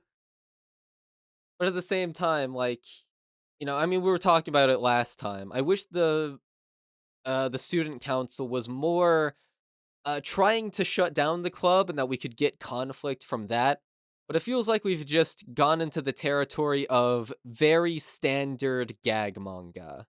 And not the shitpost funny that we used to have. Feels like the show the is hit a JPM is not groove. hitting the same or like quite necessarily the same peaks as it was those first 3 episodes, because I think the best episode of the entire show is still the second one with the whole Same. game show, because that shit, it was like a banger after banger after banger and getting me to laugh out loud consistently and constantly. Dude, you want to know what pressed me so hard? Like right off the bat, we get a bit that presses me. Where, okay, so the beginning of episode 7, the first chapter of the manga we cover is about this deer contest where you show off your deer. And I was like, oh, okay, it's going to be an episode about that. And so we get the preparation, then we get the contest. It's going to be, it's going to take most of, if not the entire episode. We don't see the contest! Yeah, It just cuts to the old guy won. I was so mad. I was typing all caps in my notes. What do you mean we don't get the contest? What do you mean? That would have been a memorable episode. We get to go to like this apparently this deer fashion show pageant that's apparently always been a thing, and just seeing Koshi react to it would be funny. But no, they prepare for it and they just like I don't even know if they even they say for real that they end up going or not. They just say that oh yeah, the deer and this old man just I win mean, it's the implied show. that they went, but we just don't see any of it. We don't know how they performed at all. We don't get to see any of the hijinks ensue. I was so disappointed. My disappointment is immeasurable and my day is ruined. Yeah, that whole segment, I don't think I laughed. I was like waiting for the funny to happen, but the funny never came. Well, see, what my expectation was is that we have like the low jokes per minute opening section so that we can just set up the hilarious contest. And then it just didn't happen. I was like, "What?" You were edging me, but I was never able to goon. That's how I felt. no coom was released. Yeah. The antlers bit of her like growing out her antlers to the point where it was like flooding the room was Oh, kind of. I liked that actually. Yeah, that one I kind of liked. Well, I like the idea that this is just part of the normal, like, deer girl cycle that, oh, yeah, sometimes your antlers just get really long and then fall off.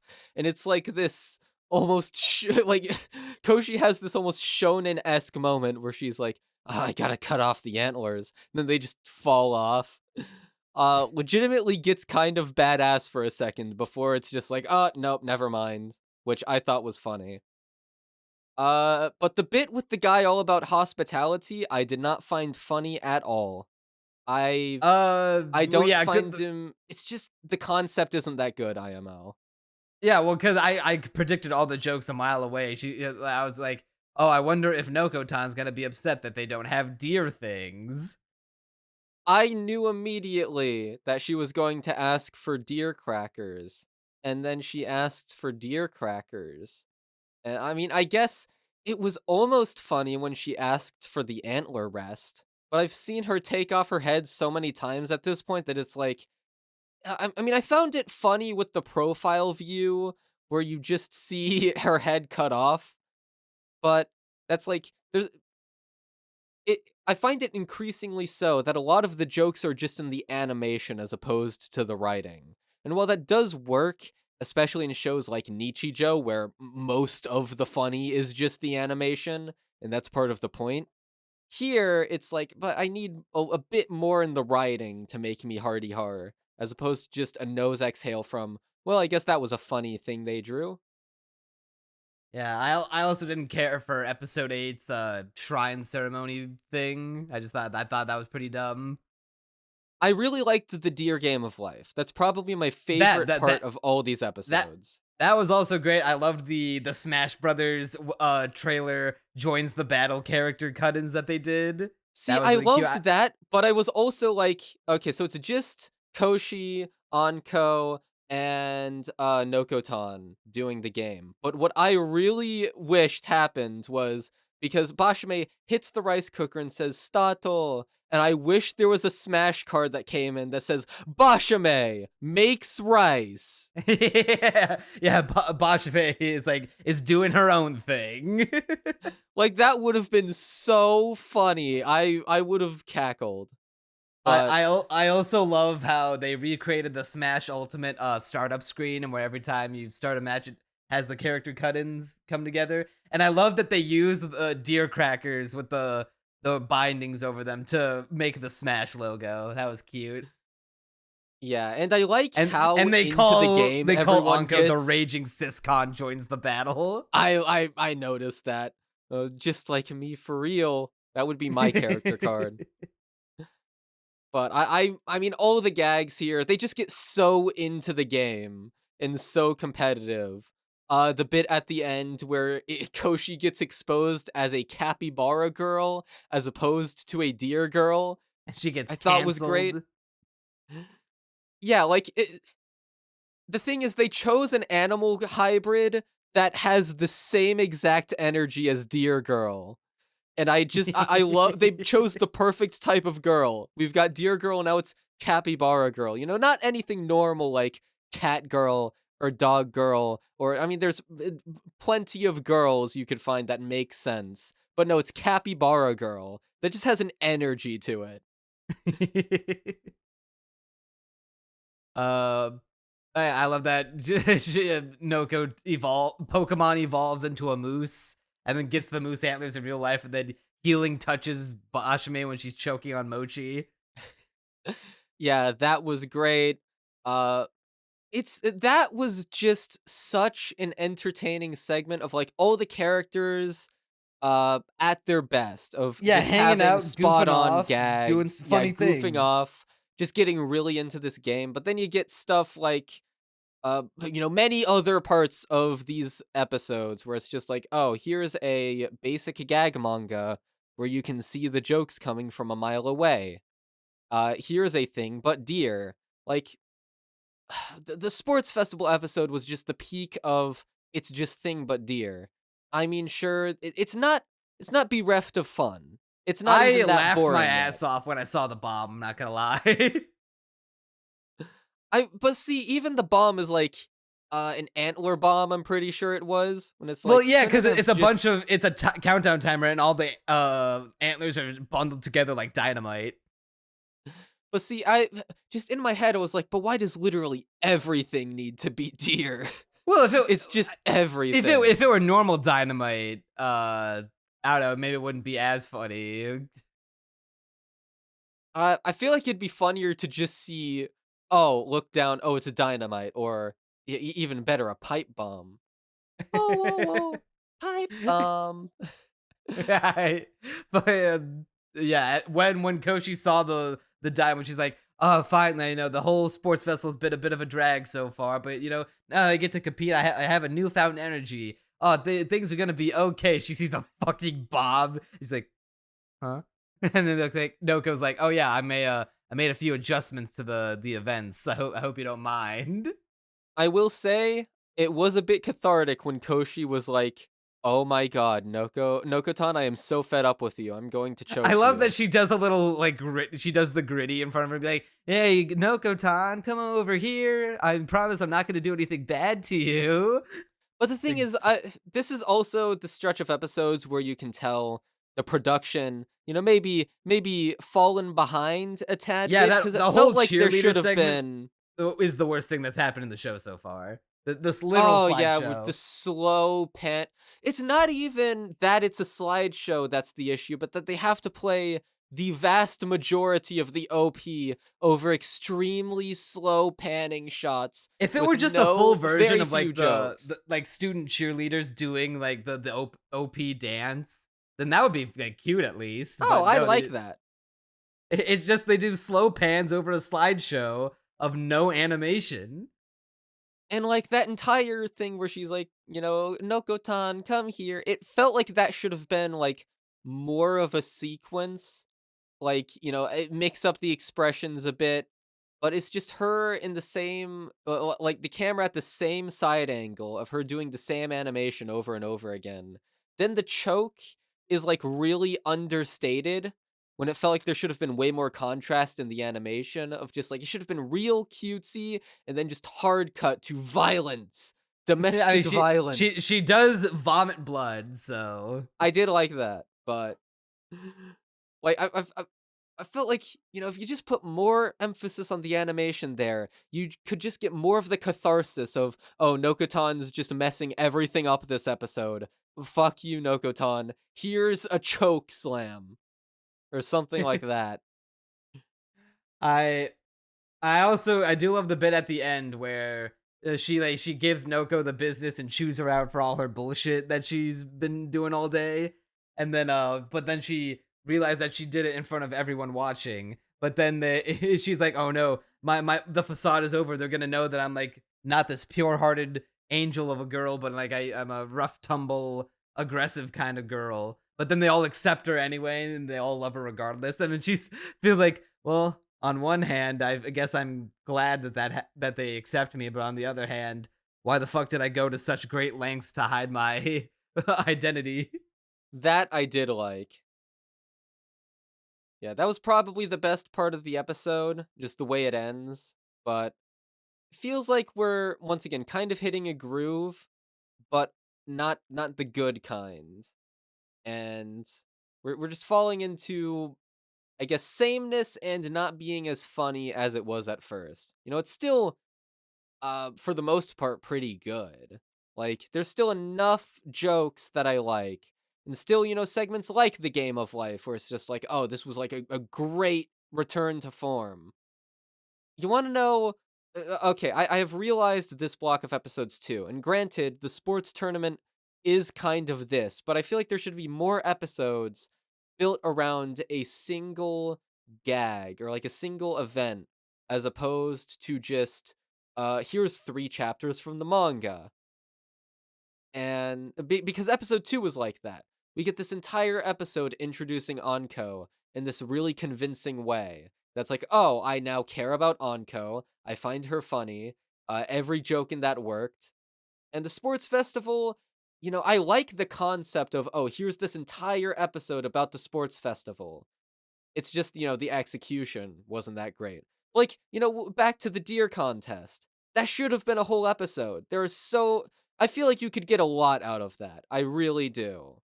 But, you know, it's just fit into a single chapter of the manga, so we don't get anything beyond, hey, we prepared for it a little bit.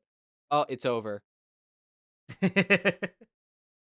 Yeah, it's definitely declined, like I said before, since the first 3 episodes. But I think, excuse me, I think I liked this batch of episodes better than the last batch. Really?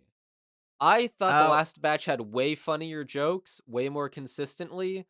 Probably because we were introducing the new side characters, and I really like Tanukiko, I think her name is. She is once again, she's my anxiety demon.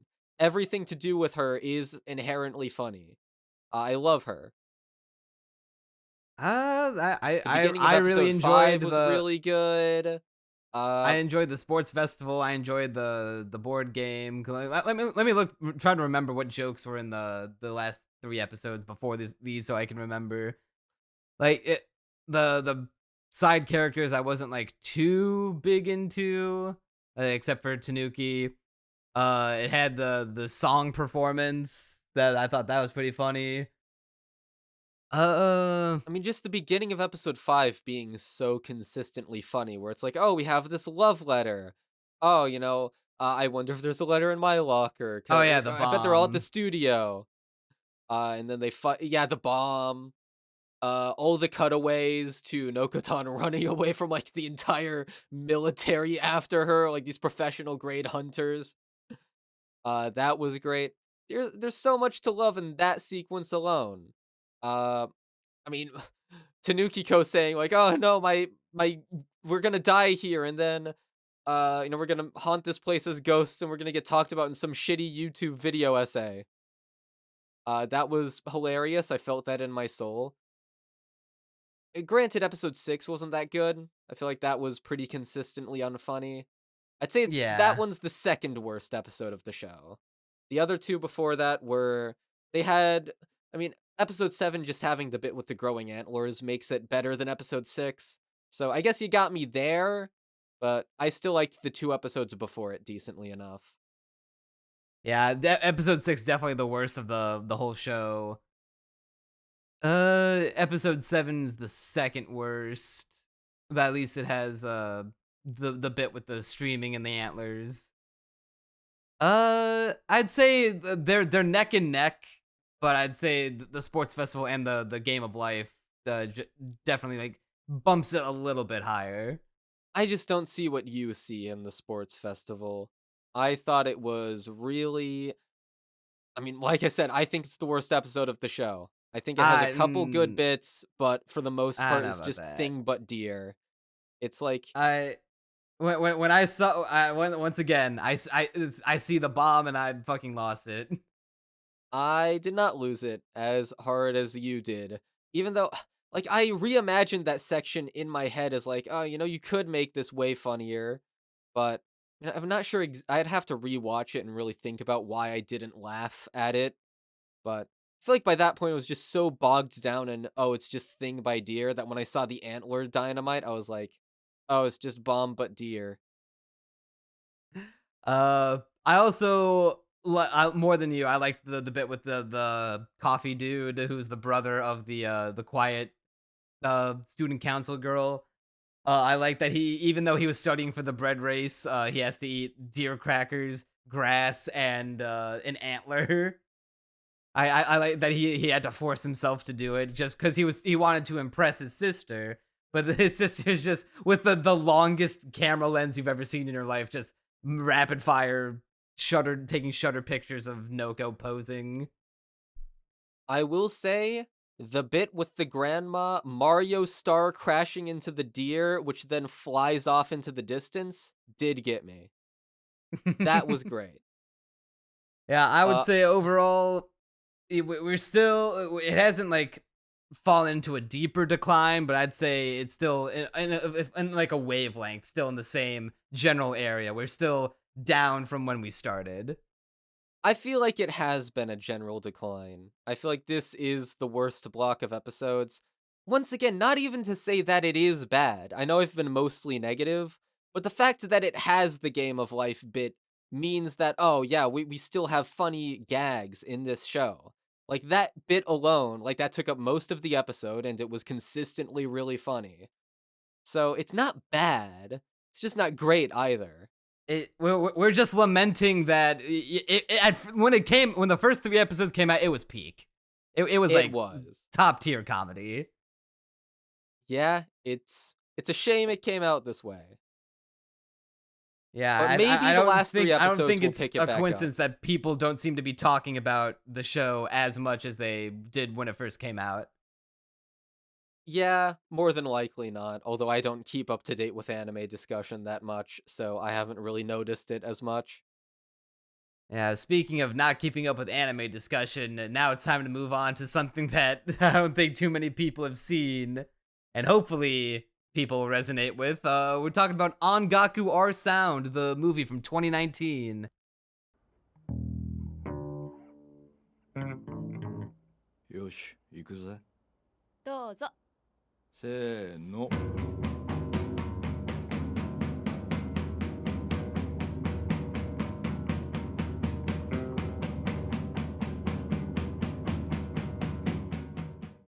So Crunchy, you actually were really gunning for this to be covered on the podcast because you've had your eye on this movie for a while. So tell us about that, and then tell us what you finally thought of it. Alright, so I first found out about this movie in a video that Caribou-kun made on it, surprisingly enough. I watched that when it came out 4 years ago? Something like that. A bit ago. And I thought the movie looked great based on what Caribou-kun showed in the video. Now, when Caribou-kun made that video, I actually rewatched it this morning. And he had not seen the movie at the time, it was just trailers. He was just gassing it, being like, I know this is going to be one for the ages. It has a really unique art style. It's very simple with these, very painterly like backgrounds. I mean, the characters just look so dorky and simple, but I love the aesthetic. If anything, this video just not video, this movie looks so good. And it looked so good, in fact, that I wanted to get it on. Now, I wanted to go into Minecraft and get a mod called the Q BitTorrent mod that allows you to get allows you to make the videos look even better. It allows you to get that crisp quality from the original Blu-rays and whatnot. Very legal indeed. But unfortunately, I tried to torrent it, and I mean, sorry, the Minecraft version, the mod. I tried to get it in high quality, but the mod said that there were precisely 0 people seeding the mod, and so I couldn't install it in time. So I was like, dang. It was literally downloading at 1 byte per second, and I was like, it's gonna be 3 years before this actually gets on my computer. So I ended up just using the default Minecraft experience, very legal indeed, which was disappointing, but the movie still looks great. Like, even without maximum quality, it's a great looking film. It's entirely rotoscoped. Well, not entirely, but vast majority of the animation is rotoscoped. Whenever there's more fluid animation, it's rotoscoped. Yeah. Which means that, I like to imagine, when I'm watching the scenes, like, oh yeah, someone had to act this out, and they were being recorded. And there are cuts of animation that mimic, like, camera shaking, like when he's running with the recorder and it's getting real close to his face. And it gives the movie's animation this very grounded feeling, which it just meshes with the aesthetic, right? Sometimes when people look at rotoscoped animation, they're like, oh, well, that doesn't match with the more, traditionally hand-drawn animation. But with this movie, because it's such a prevalent stylistic choice, and because, it just meshes with how it looks, and I really like it. And one of the things that this movie is known for is that it is mostly animated and directed by one guy. This is the vision of one dude, an auteur, if there ever was one, Kenji Iwaisawa. And he's the guy who mostly put this together over the course of, I think, 7 or 8 years, something like that. Yeah, like 7 years. It was a very long time in the making. And I think he also crowdfunded $40,000 for the movie. I did not verify that, but yeah, definitely, like, good on him, and it definitely deserves it, just being, this one man's vision. And I think it turned out very good visually. But in terms of script, yeah, I think it's also good. I think it is a perfectly good movie for what it is. I have one major issue with it, but overall, I think it's a very simple story telling a very simple message. But you want to know what I love about the way it distills that message? Never condescends to the viewer. Always just assumes you get it. Which is great, because I did get it, and I didn't need anything to be explicitly told to me to get it. And I love that about it. I love it when a movie just lets you figure it out on your own. And for how, it's trying to get you to understand one thing about its protagonist and about his growth throughout the movie. And because of that, it's allowed to imply most of it through the actions of the character. And I really like how it goes about it. What I love most about this movie is that the vibe from it. It's definitely a strong vibe. It's a very movie. vibe. I'm pretty sure I have that in my notes. It's a vibe movie. The art style, like I got very strong Beavis and Butthead vibes from it, from just seeing how all the characters, like especially our main 3 trio, they walk, and they walk in a very particularly specific goofy way, kind of like how Beavis and Butthead walk. I know exactly what you're talking about. Yeah, are you familiar with Beavis and Butthead at all? I know a bit about it, but I have not actually seen it. Yeah, it's like that kind of stride. Like I could definitely imagine this being on like an alternate timeline version of MTV or Adult Swim. It would fit right in. I love the eyes of the characters are made up by you take two arch lines and you put them together not so they can make a perfect circle, but that they intersect. That way they have like little fish tails on each side of their eyes. Yeah, I love that about its aesthetic. And sometimes it goes really wacky with the aesthetic, like when Morita is listening to Kenji's like Kenji's band's song, and it just shows him like it cuts to him in this plane with just all this surreal imagery, like this pillar coming out from the earth, Yeah, blimp that's what I mean by crashing. vibe movie. Like it's expressing the way that Morita is feeling about how he listens to the music, and he then compounds it later by saying how he felt. Saying, oh, it's like it felt like the primitive origination of rock, and that's why he liked it so much, even though it's literally just two drums and two bass guitars, and they're just kind of just slamming it, not in an unharmonious way, but definitely not in a we practice this a bunch. There is literally just they're doing the same drum beat, the same bass riffs, and they're just doing it over and over with like little to no variation, and yet they're still like, damn, it's kind of fucking bangs actually. See, what I like about that is, once again, this movie is about an unpracticed band who just picks it up on a whim. They're a bunch of delinquents who see, it's so easy to buy into these characters as being like real people and buy into like just everything this movie is about, because they're just these people who go with the flow of life, who don't really care about being upstanding or moral, don't have any wider ambitions. They're just going with the flow. And so they pick up this band on a whim and end up producing. Now, at first, they're just making noise, and they don't even improve that much as the movie continues, except for Kenji with that recorder. God damn, he's a god tier recorder player. But the other guys, no, they're still, even by the end, they're still just kind of making noise. But I think what's great about Morita, specifically being in a folk band, is that he sees it like not in a metalhead kind of way, but in a folk, like through a folk lens of like, oh, this is getting those primitive noises. And I love that about the way he sees it. Because to me, I mean, I hear the song and I was like, this sounds like garbage. That was my thought. But I can buy into why Morita specifically would like it. And would Well, yeah, be the thing is that literally everyone else likes the sound of their music, and they're not even being like jokingly condescending. Like Aya, the girl character, likes it when she hears it.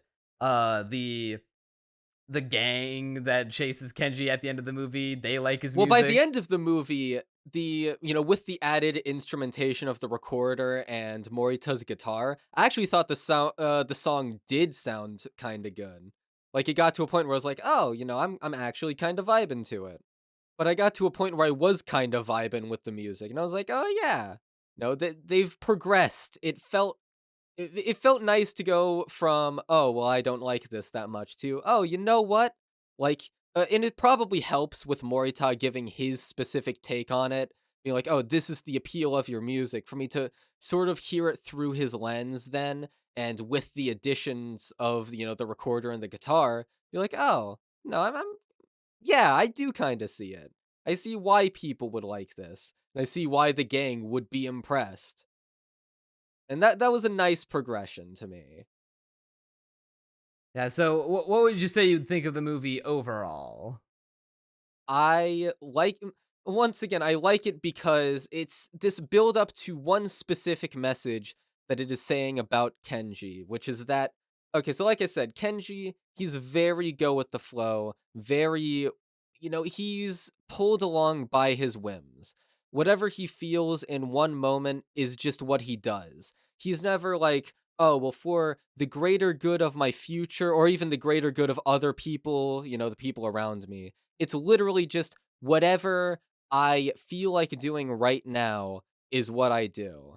And the movie is all about getting him to learn that, hey, sometimes you've got to stick through something, even if it's boring to you, or even if it's difficult. You need to start building a, broader future for yourself, and that you can't always just be pulled along by your whims. And, Uh, because this, I, what do you mean? Ah, I don't know if that was particularly what they were going for, because he gets bored with the band halfway through the movie, but then he comes back after a talking to with Aya, but then he destroys his bass guitar and then start plays the recorder instead. So I think it was more of a like I don't think you're entirely wrong with some things require a stick to itiveness, but I think they were also going for you maybe a sort of a form of imposter syndrome where it was like, hey, you like the idea of being in a band and doing music, you just don't like the position that you're currently at. It's not the right outlet, not the right avenue. But then he practices with the recorder in secret, and then he busts it out at the concert at the festival, and the cries tears of joy and does a big cheerful like sings song, oh, I and loved that moment. That yeah, that was that was great. that was pretty key. Okay, for the guy who's like deadpan the entire movie to finally show emotion, that was pretty strong. Uh, Uh, I guess but the reason I why I have the interpretation I do is that it just to me feels like so much more connected, I guess, through the lens of these are people, particularly Kenji, who are just, going along with their whims and like, just going with the flow. Like to me, that's just the arc that is most pronounced throughout the movie. Of that's just how the characters be. I guess what I'm trying to say here is that I thought the movie was mid. I thought it was a 7 out of 10. I thought it was a 5. Dang. I mean, See, it all would. right, so my big problem with the movie is that in terms of vibes, it's great. It's a great vibe. But then I think back on it, and then I'm like, I definitely vibed with it. But outside of like the purposefully good art housey moments of Morita jamming out on the guitar going crazy and the performances at the end, everything in between just kind of feels the same, like just has the same energy, the same, and doesn't feel like dis- distinct outside of that. I definitely am picking up what you're putting down and understand what you're getting at. My Well, bigger problem with the movie, even, is that, like, okay, it is such a particular vibe and it does there need are more only two variance. like characters in this movie. The only two people who undergo like a change throughout the movie, or at least like react dynamically to the plot. And that's Kenji and Morita. Everyone else is just kind of along for the ride. Like the two friends, Ota and Asakura, they kind of remain the same throughout, like between the beginning and the end of the movie. The only difference is they're in a band that they enjoy. Yeah, definitely agree. It's also, it feels too slow for its own good for me.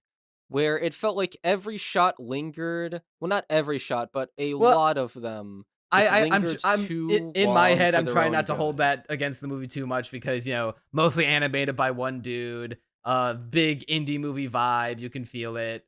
It's impressive that it looks as nice as it does after mainly being worked on by one guy for 7 years, and definitely majority of that work was put into the crazy art house scenes.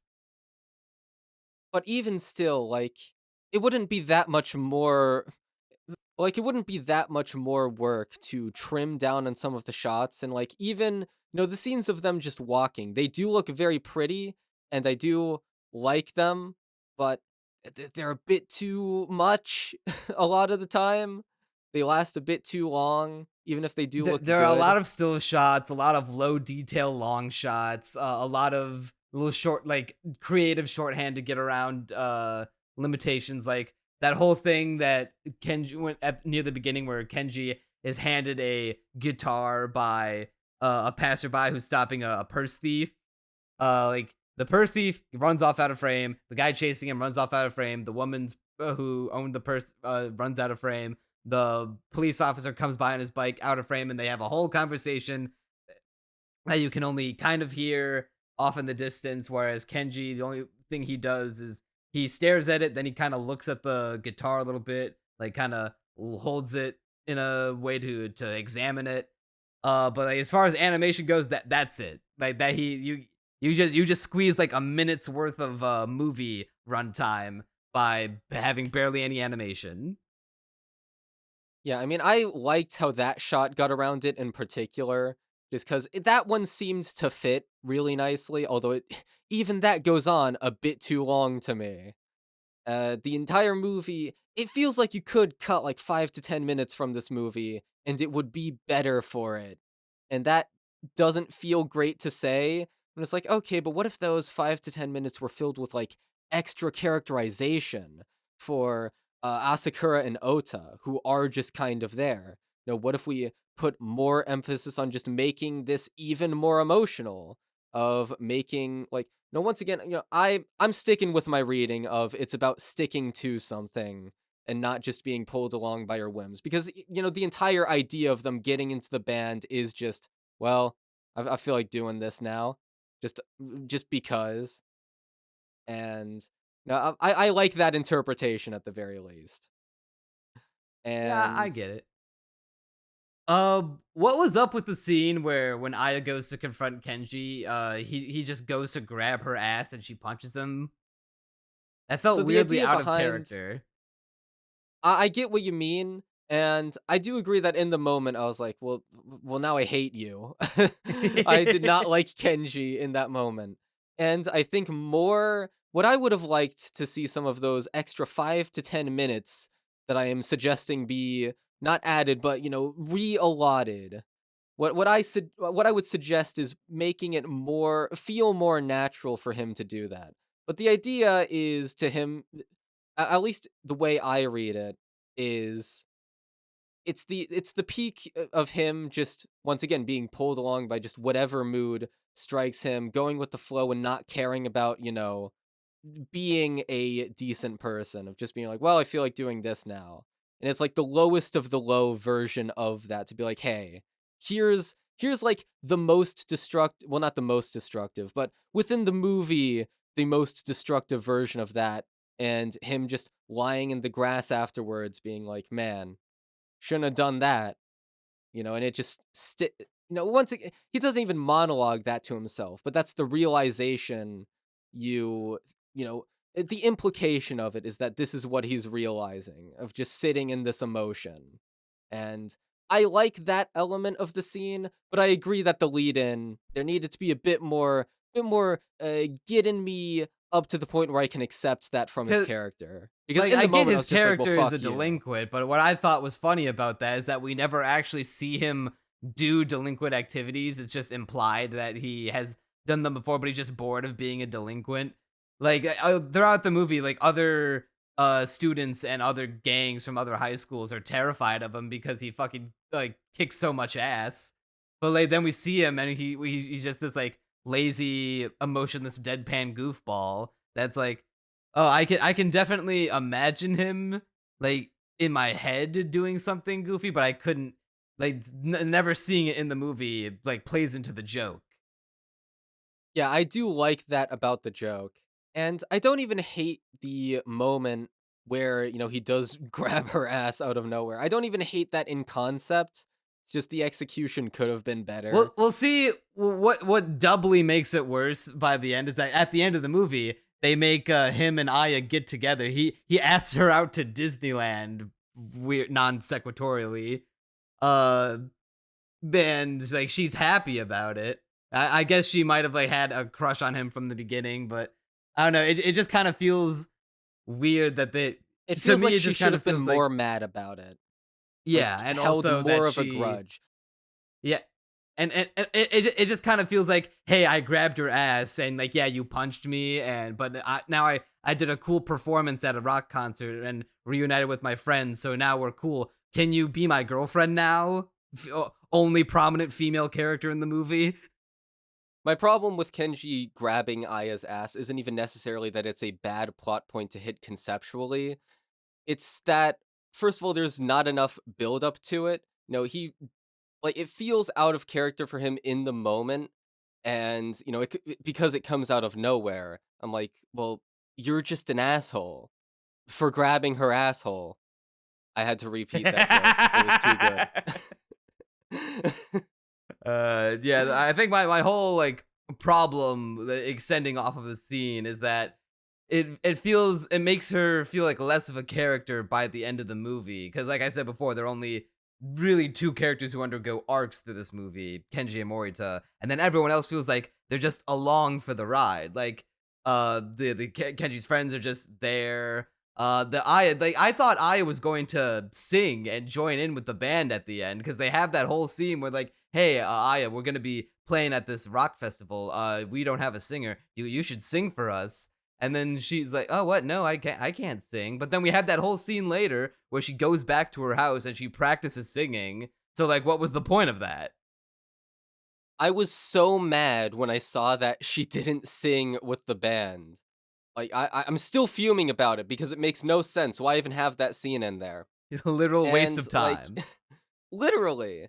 And with reallocating the time, like my other issue with it is that Aya isn't mad at him for long enough. Once again, conceptually not a bad idea for his arc to hit, because to me the idea is Kenji needs to stop following every random whim he has. He needs to care more about being a decent person and building a brighter future for himself. And this is the darkest manifestation throughout his arc of him just following, whatever he wants in a moment and not really caring about whether it's the right thing to do.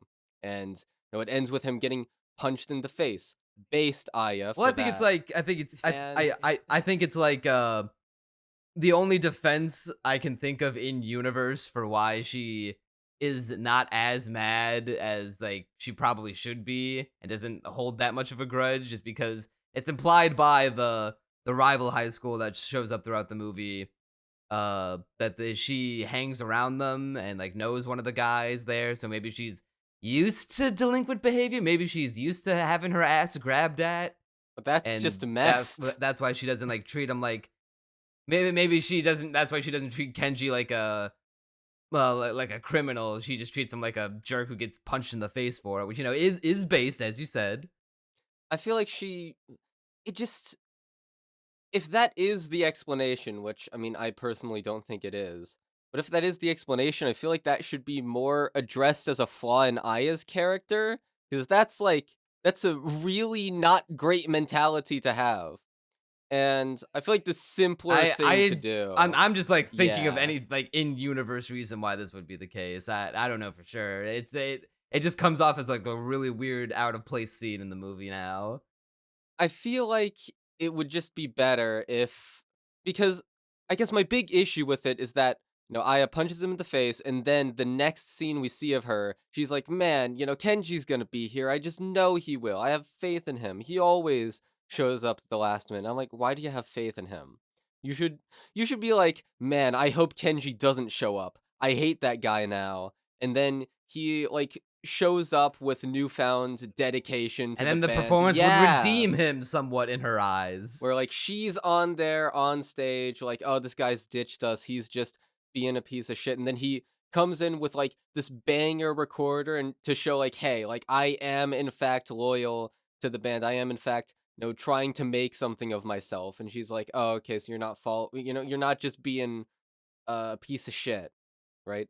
I feel like that would be much, much better, because that is to me what the performance scene is really about, aside from just looking absolutely stunning and, just being a nice emotional climax of the film. The reason why it is emotional is because it implies Kenji's growth. But it feels like it's a little rough around the edges, and I wish we just put a bit more polish if we reallocate some of this movie to, building up some of the other characters, especially Aya, and giving the arc, that extra oomph, I feel like this could be a truly great movie. But no, I still like it. I still think it's a good movie overall. Throughout a lot of its runtime, It, I it was thinking of giving it a 6. I think the performance scene at the end was like, you know what? That was good enough for a 7. I feel like it deserves it. it has its moments. It definitely does not feel soulless. It definitely came from a place of like passion and art. It just feels Oh, like absolutely. it feels like a freshman effort. It's someone who has a lot of passion but isn't like fully refined in the art of filmmaking and writing just yet. So that's why I'm looking forward to Kenji Iwasawa. How do you pronounce this? Iwaisawa. His next movie next year called what's it called here? Hyaku Emu, where it's apparently it's about track and field, and it's kind of like the track equivalent of Look Back, where it's about a guy who's good at track teaching someone who's bad at track to like get as good as they are, but then they come up to surpass him, so then they then meet on the track field against each other. It's literally just Look Back if it were track and field instead of about manga. I have not seen Look Back, so this should be exciting. Well, I haven't seen Look Back either. I'm But- just saying that's what it is about, but because we're gonna be covering that in the podcast next month. Yeah, so overall, Ongaku, it's good. I would recommend everyone watch it, genuinely. I Even would even if recommend you don't people end up watch it connecting too. with the Like plot I would, that much. Like the vibes are just too impeccable to pass up, and also for it being mostly one person's effort, like it's really impressive. yeah. There is a movie I would recommend people check out. Like if you want to see a movie about music inspiring passion in people and bringing out the best in them. There's this movie, I don't know if you've heard of it, Crunchy, called Blue Giant. You have told me about it before. Yeah, because I did see it in theaters like a year or two ago, and it's based on a manga, which I know is better based off the what happens in the movie. Um, if if the movie didn't have ugly ass CG intercut with 2D animation, then it would be a much better movie. Like it's the kind of movie where the animation holds it back, where the story is like really strong and good. So I would definitely check out the manga, and then when you get to like the performance scenes, like look them up on YouTube and play the music that accompanies it. Yeah, I mean, I guess in that way it's the inverse of this one, where here the visuals are like just front and center. Oh my god, that is like, I wouldn't say carrying the movie for sure, but it's a huge element. It of, lends you to know, the why vibe. it's so good. The visuals and vibes.